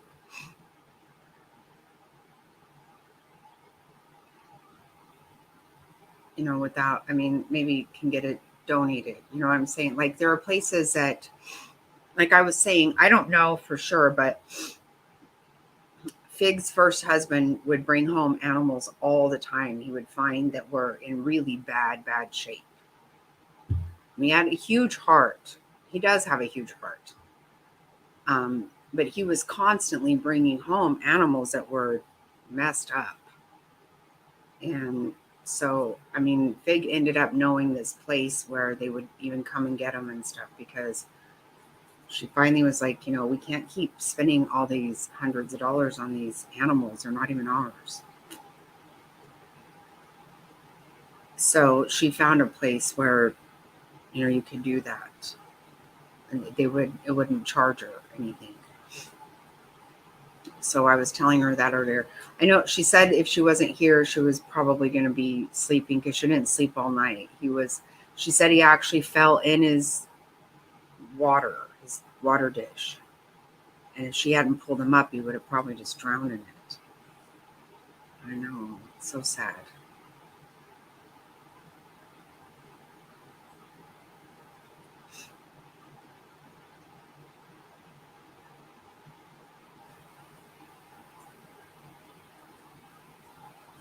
I don't know if you were here, Jerry, the other night when Frazzled was telling us that guy sent her pictures of him laying on a bed with no shirt.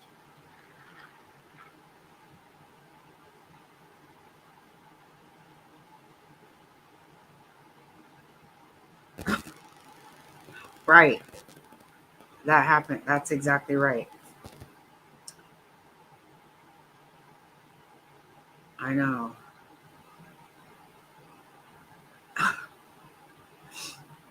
I know. Oh, you missed that. Oh, her son gave him a tongue lashing for that. Yeah. Yeah. I'm like, who does that? Oh, yeah. Frazzled, can we see the picture? Laying on a bed. That's why I said, don't send me any skin if I didn't ask. No, I just blocked him. Oh, she'll send me a picture tomorrow, a copy of it tomorrow. Yeah. Can you believe that?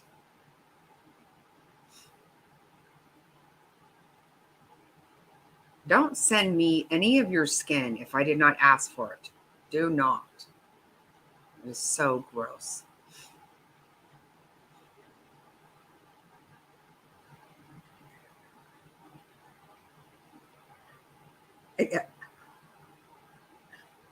Yeah, exactly. Sammy, no, do not. Yeah, her son called and gave him the, you know what? which I think is so awesome.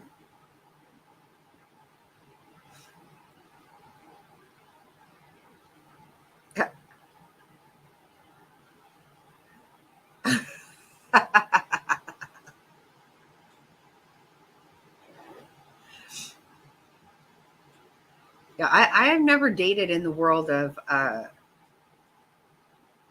the dick pics, but thank God, and I won't date in that, because that is so not okay for me. Not even laying on the bed without a shirt. No.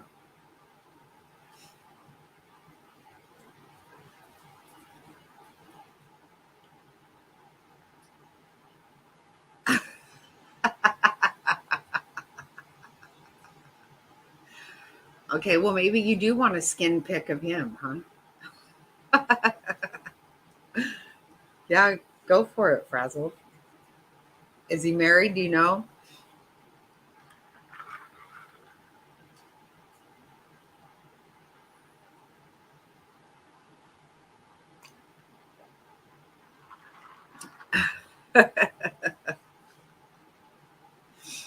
That's funny.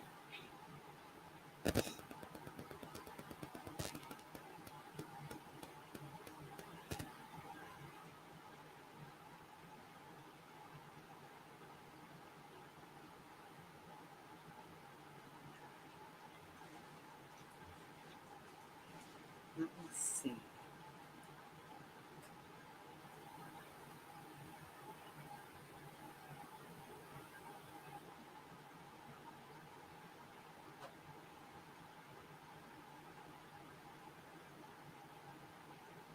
Big old number one.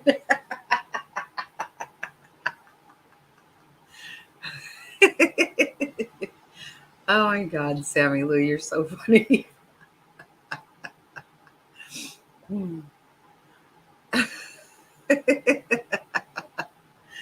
Oh, you're too funny, Sammy. That is good. That's good. Oh, Lord.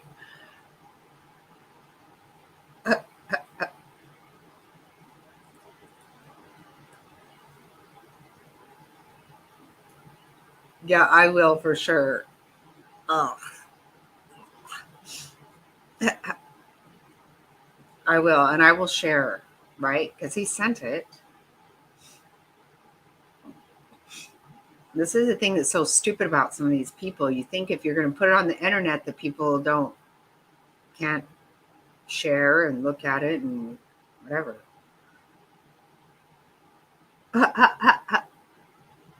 Oh gosh.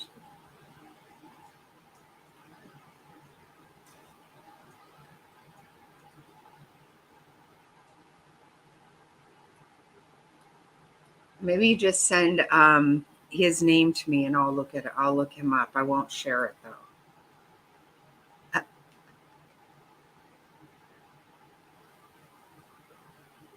Oh, that's funny.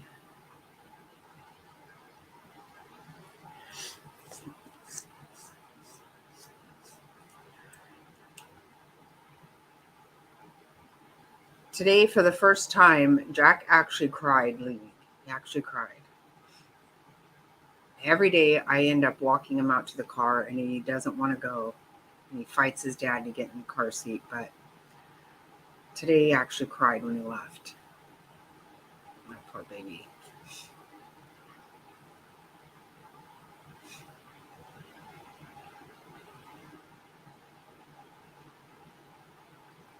That's the way my other grandson, Fig's son, used to scream all the way out out the window, all the way down the road.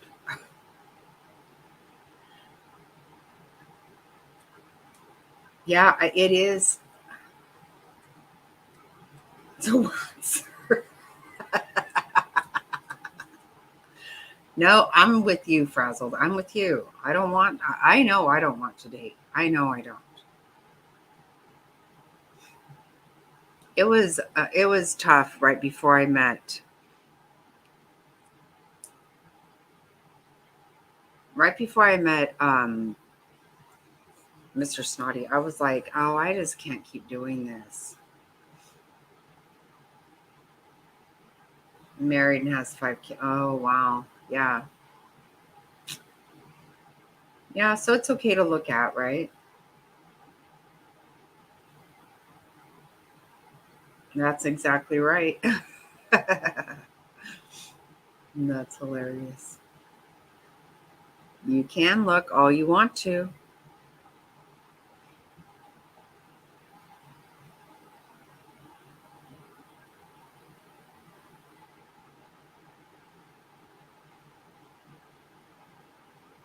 Right, Jerry? Yeah, that's the way I think too. I would never date again. I would never. I can't imagine never having sex again. I can. I don't know. Menopause changed a lot of my thinking about everything. But even way before menopause, if I hadn't met Mr. Snotty when I did, I wasn't going to date much longer. I wanted to be married. I always just want to be a wife. I always wanted to be a wife. But God, dating sucked. God, I was like, oh, I hated it. Hey, hello, Devious. Okay, are you okay though?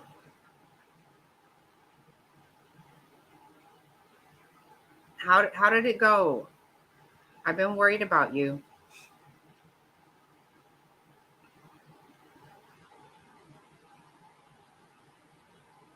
Oh.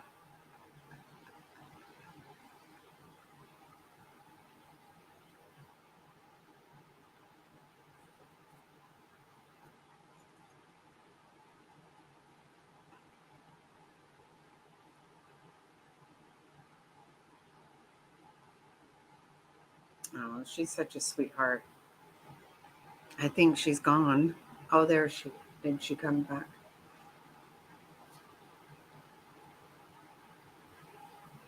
Oh no. Oh, devious. Holy shit.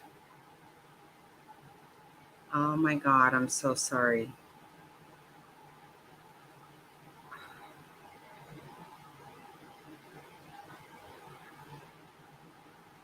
Okay, get rest. And oh my God, we're praying for you. So sorry.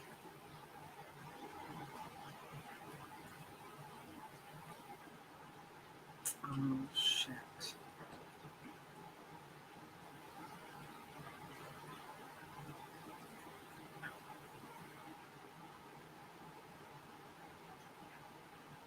I know.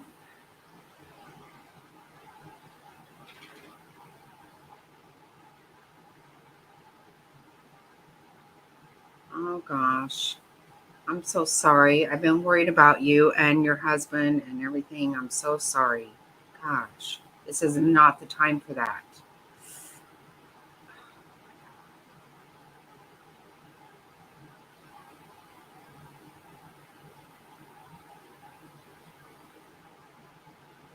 Oh my God, I'm so sorry.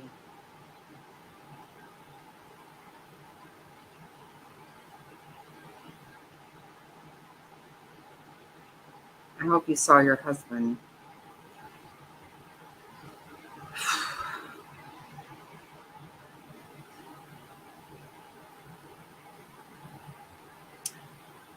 You too. We're thinking about you. We're praying for you. We love you.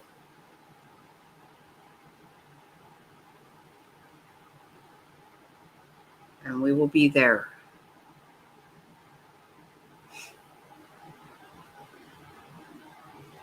God, poor thing. It's a lot. It's been a lot for her. Gosh.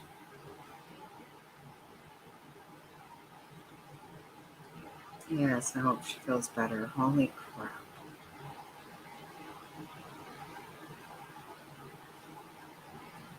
I've been worried ever since she was going the other day.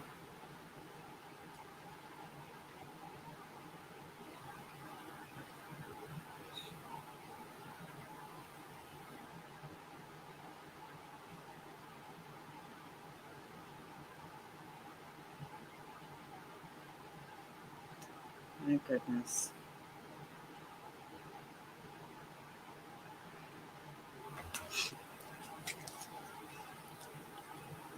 You know, I don't have to ask you guys because I know you are. Just keep her in your prayers because she's had a whole lot going on.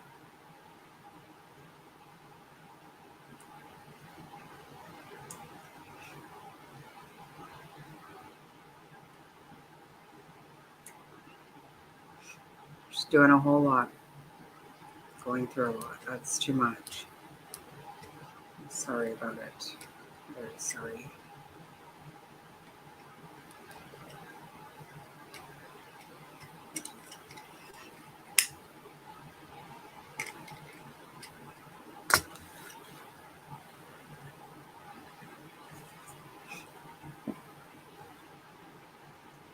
Sammy, do you see Mom is the Boss on there now?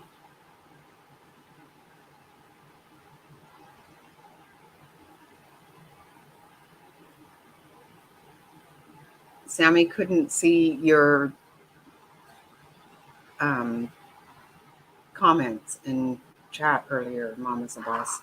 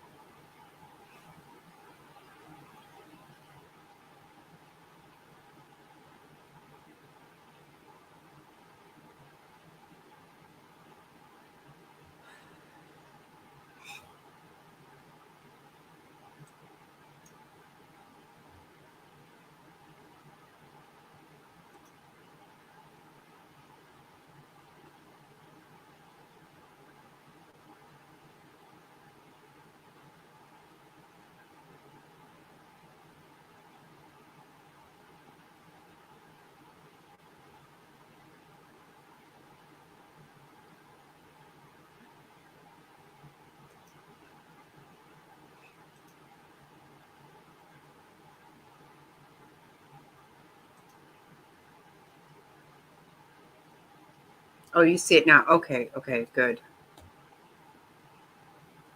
Yeah, I figured you were probably putting the kids to bed or doing whatever, or whatever. But she said she couldn't see you earlier, so. Oh, good. Good, good, good.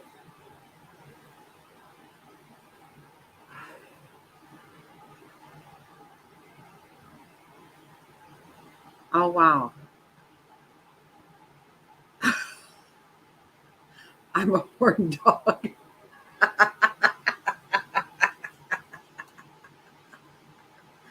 Oh my God.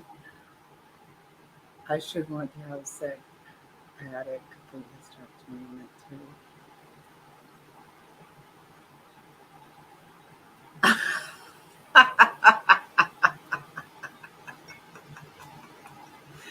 Oh my God, that's hilarious, Sammy. Oh my goodness. You are too funny. You are too funny.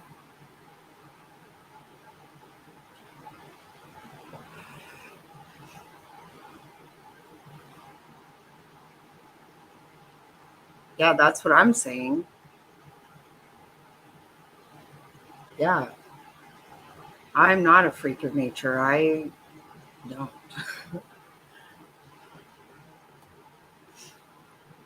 Yeah, I was 40 when I went through complete hysterectomy. Or complete, I had a complete hysterectomy. I went through menopause.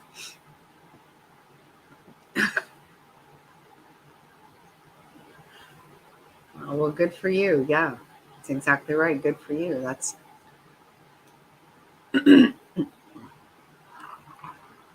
I'm opposite.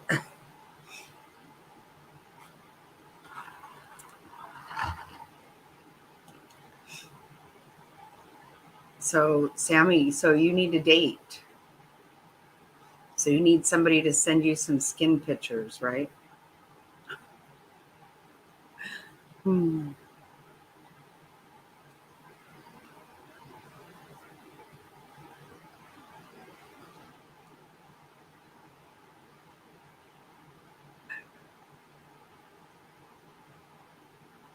Wait, now, who? What?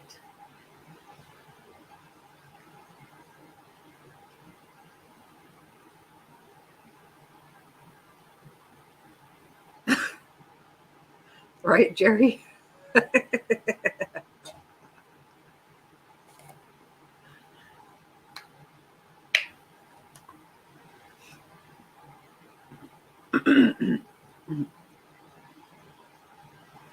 Okay, so I missed something somewhere. I didn't realize that you were still active.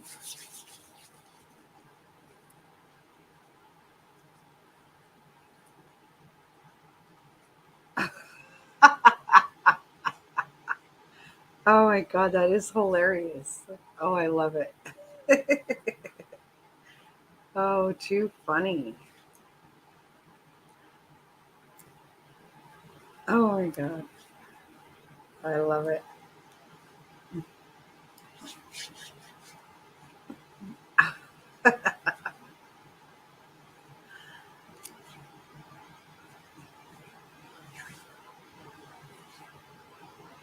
I must have missed something because I was thinking you were.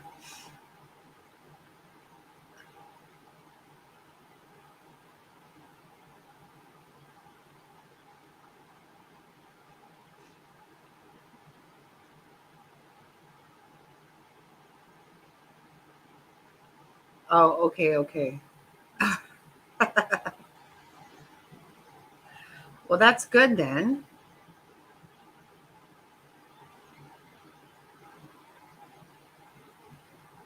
Unless he's too old for that.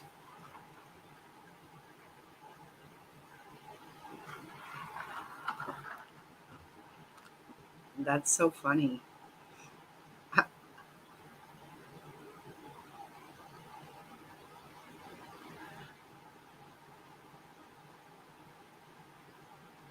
Oh, wow. Well, maybe he needs a little blue pill or something. I don't know. I don't know. I don't really have any.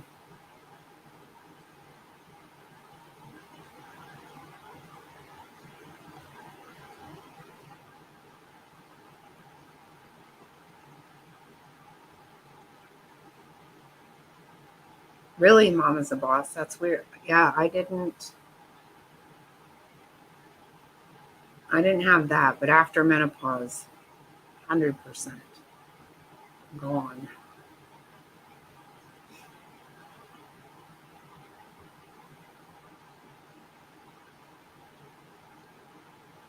That's hilarious.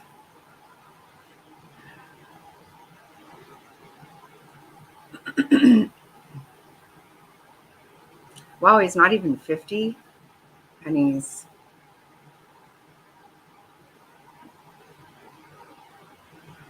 wow.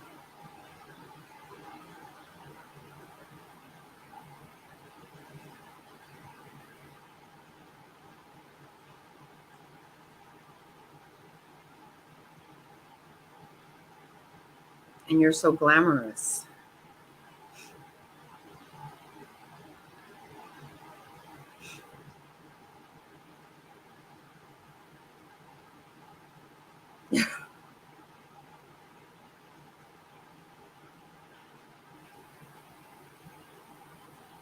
Yep, I hear you.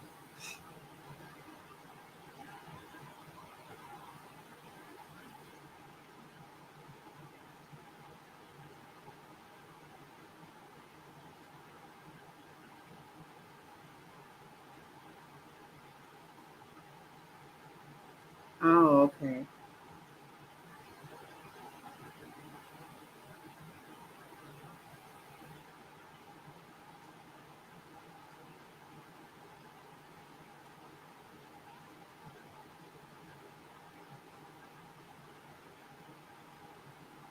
Yeah, that's scary.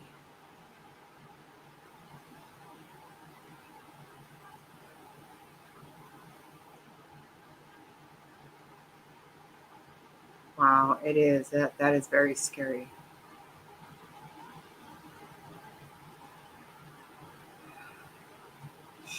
I know, and I tend to just never really get it. I mean, I know about it for sure, but I don't get afraid.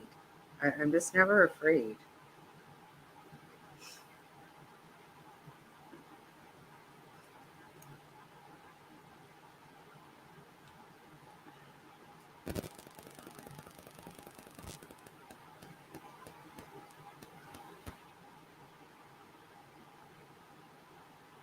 I need to be more afraid sometimes, at least more.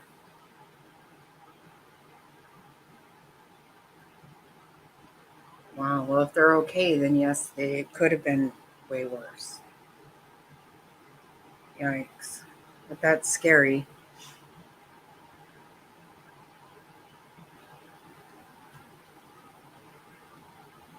Me too, Mom is a boss. Me too.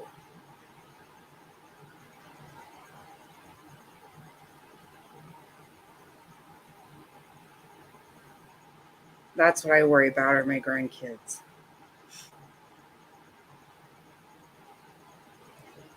And their children and on and on. You know,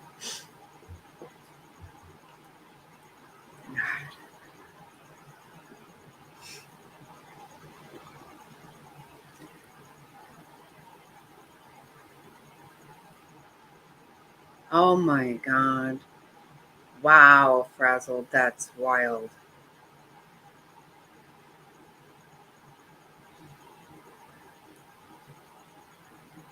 It's like a vacuum instead.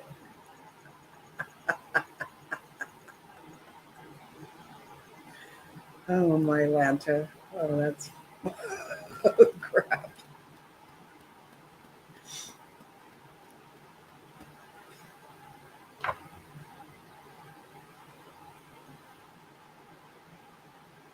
Yeah, you're right. Yeah, they don't. They don't typically. You're right, Frazzle. They don't.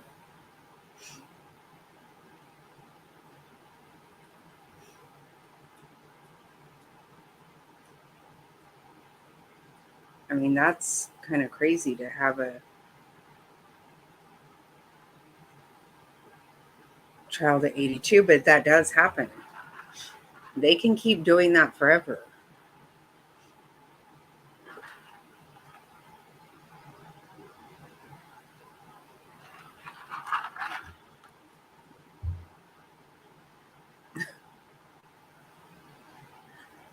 Oh my God.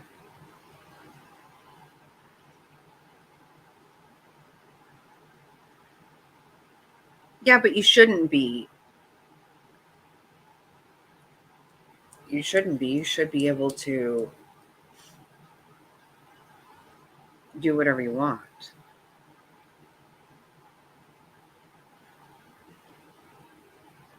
Right. Yeah, I can understand that.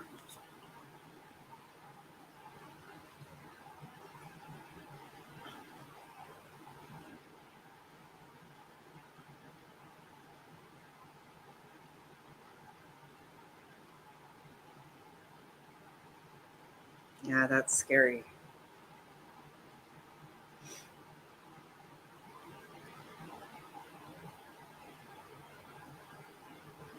I don't go out in the evening typically at all, but even I don't ever go out late, but just because I don't, not because I'm afraid. I just don't.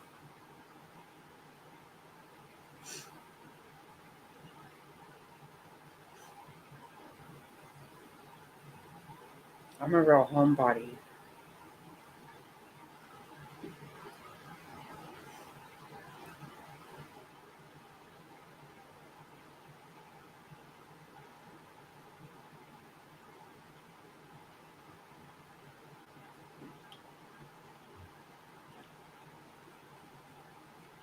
I've got something gross on my glasses and it's causing me all this.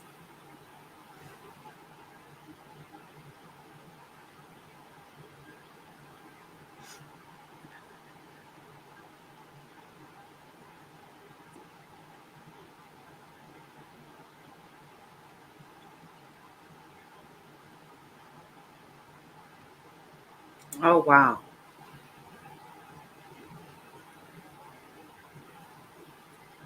Oh my God, that's a lot, Sammy.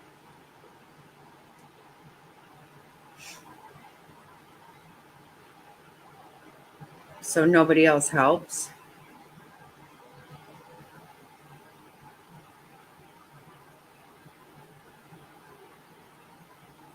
And that's a lot to ask.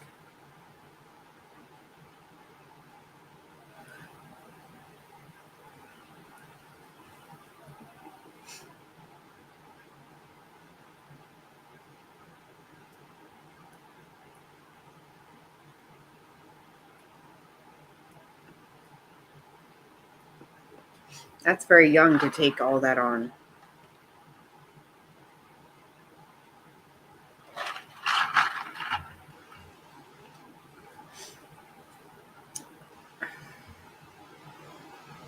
Does he have children of his own?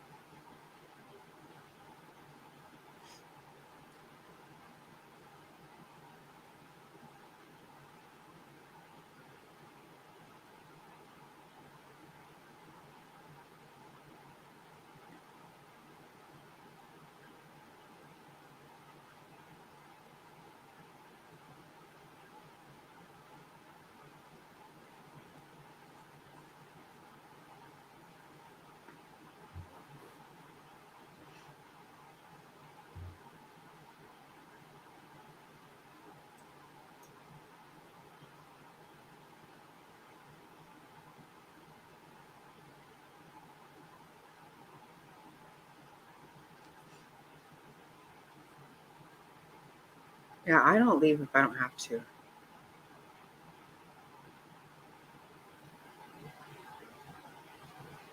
Oh my God. Frazzled. The mother was his sixth wife. Holy cow. Wow.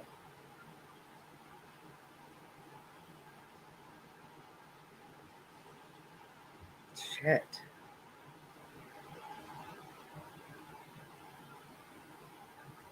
I can't imagine having a child at 82.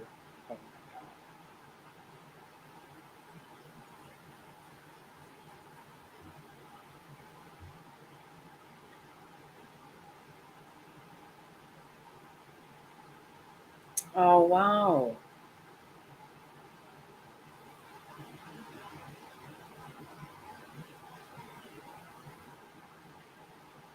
Did you get one? Or are you getting one? That is awesome. Yes, that is so cool, Jerry. I'm so happy about that.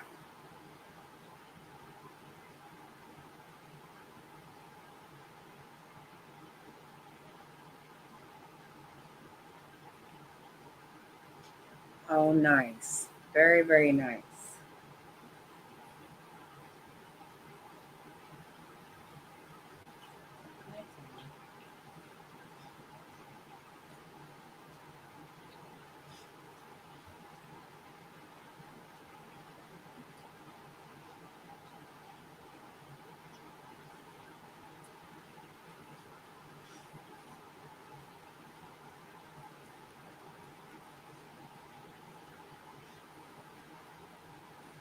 That is really good news. I'm very happy about that.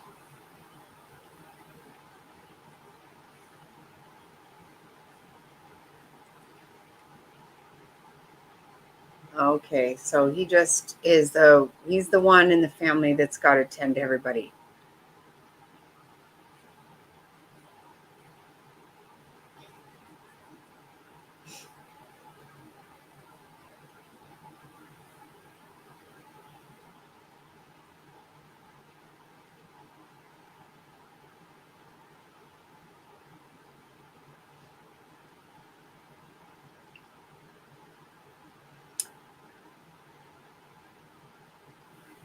Right, Mom is a boss. That is very good news. I'm very happy about that.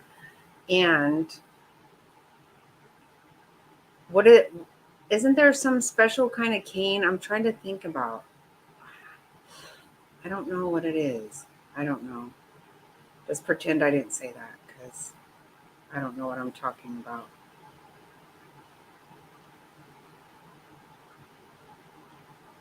I think everything needs to be special and better and this and that. Probably doesn't even need to be that way.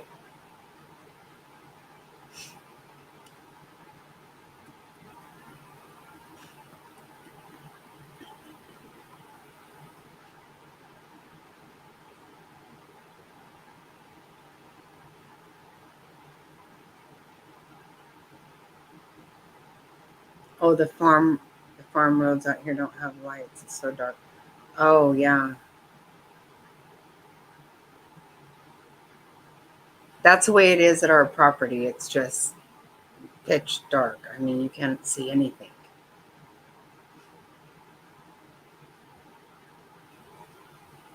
Oh,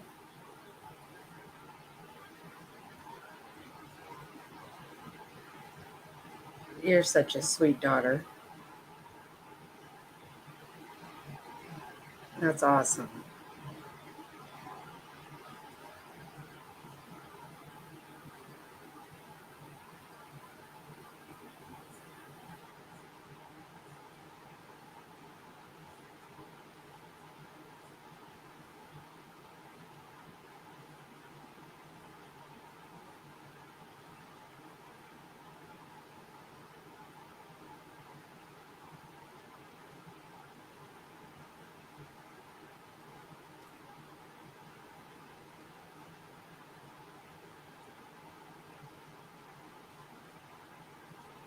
Well, he would have to be frazzled to keep having children at that age. I think you would. I hope so. Because I don't know how you're going to take care of a child when you're 82, how you're going to. How long did he live, Frazzled?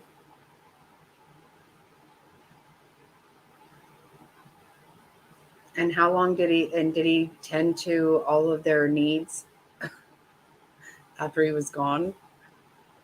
Oh my gosh.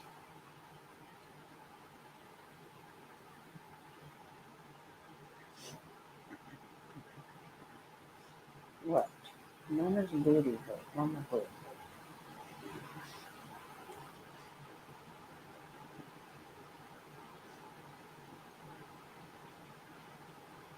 Come. Hard to put. Hard to put.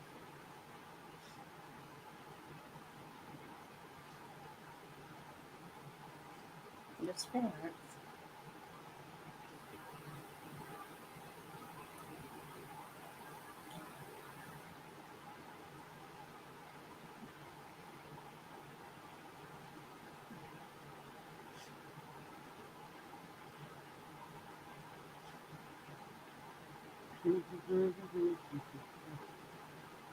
Oh, good. Good, good, good, good, good.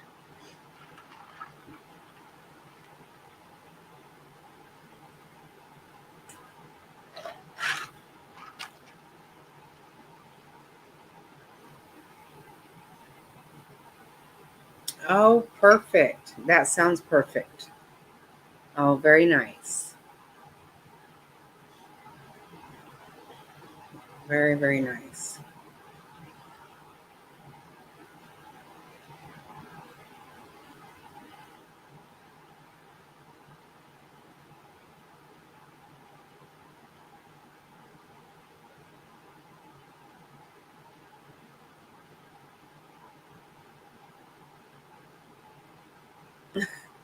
End thing.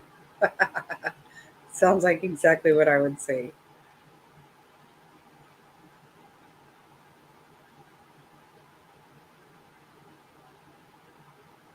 Oh, nice. See? Frazzled knows.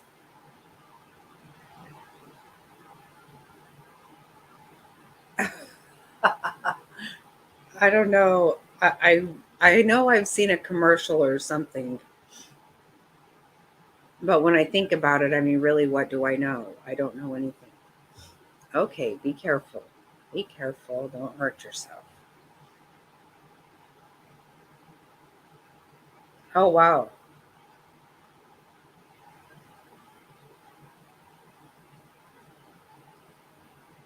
That sounds cool. That sounds good. Wow.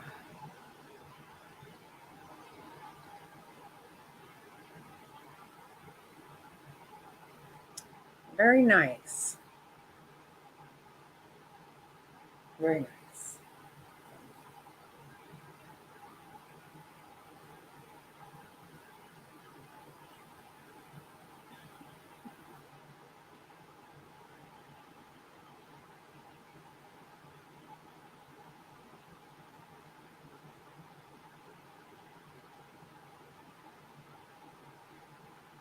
Oh, that's awesome. That's absolutely perfect. Relax. Relax. Relax, baby.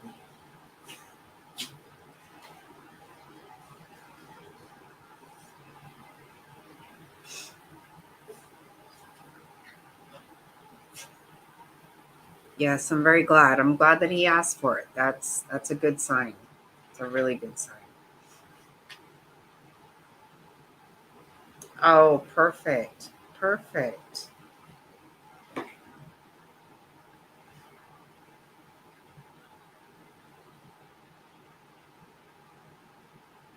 Oh, that is perfect.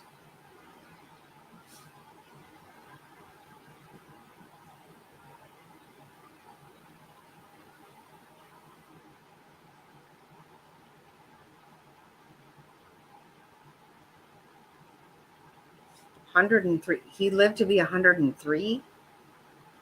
What? Holy shit.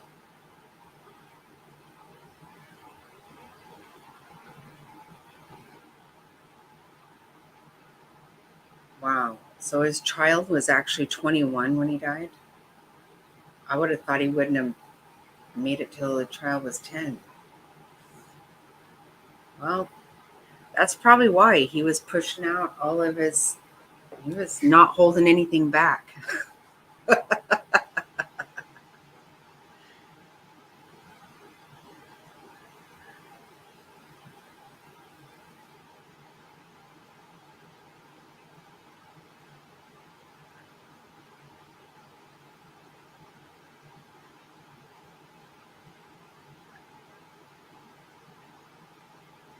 Oh my God. Wow.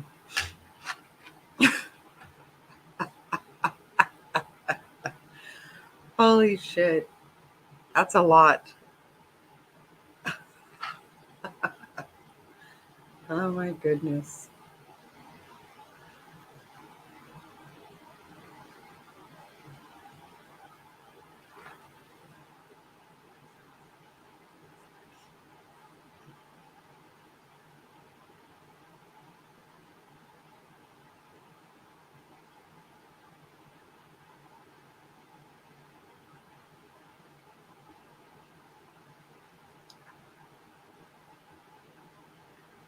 No, I bet it is. I can imagine that, Jerry. That doesn't surprise me.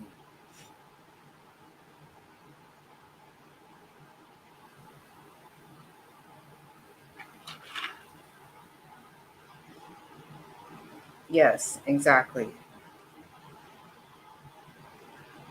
Wow.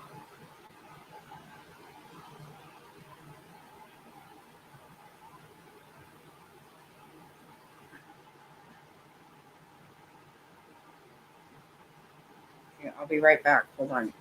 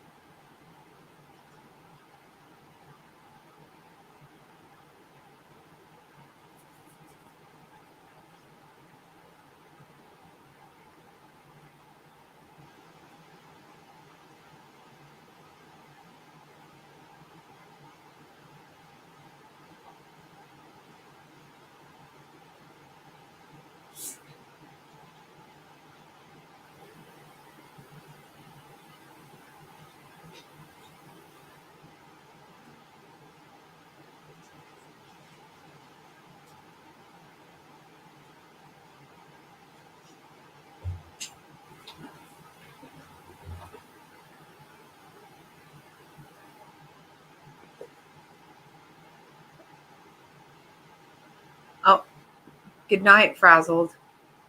Yeah, I'm about there myself. Yes, good night. Thank you for all your laughs, for everything. I appreciate you. I love you. PT that comes in his home. Yes. No, Sammy, I'm very thankful for that too. I think that's wonderful. Because also, Jerry, you don't want them going out for anything. Clearly. Right there where you and your mom and your family can keep an eye on everything that's happening. Yep.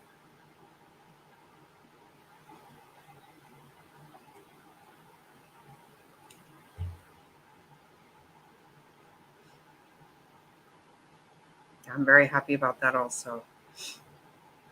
Yeah, and they'll be able to help him get used to that and stuff. That's going to be great. That's awesome. Right. And isn't that crazy? That's just, I mean, to me, it's still hard for me to get my head around it, even though I know it's true. That you're so much safer at home than in a hospital. You just would think with all that 24/7, all that care. But no.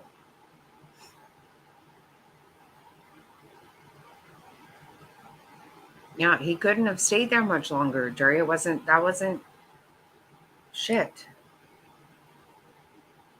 I mean, I don't even want to say out loud what.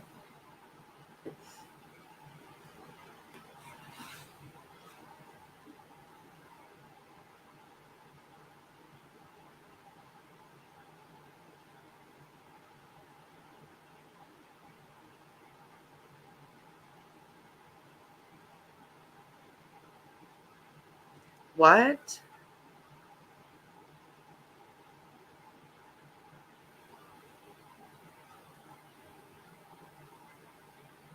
I was too. Okay, I was very worried.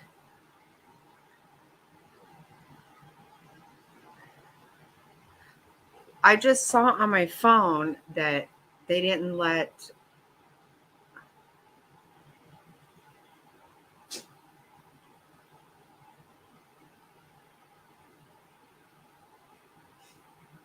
good night. Good night, Sammy. I just see on my phone that Wandering Spirit left a message, but it didn't let it come through. And she said some shit's going on in Charlotte's chat right now.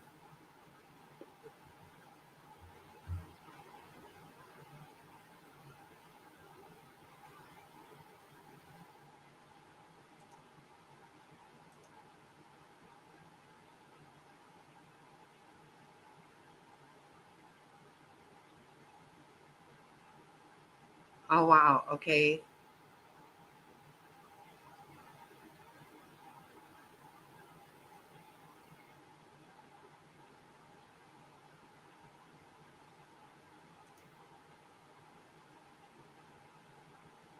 I just went, it says she needs help from anybody as soon as possible. You want to go over there?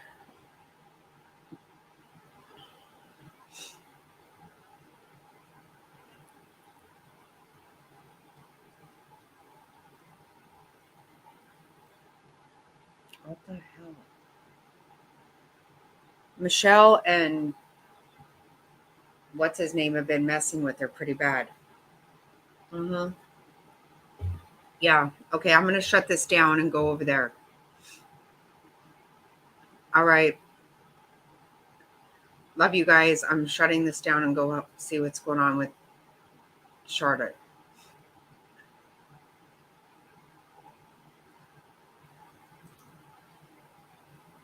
Love you. Thank you for everything. I'll see you over there. Okay.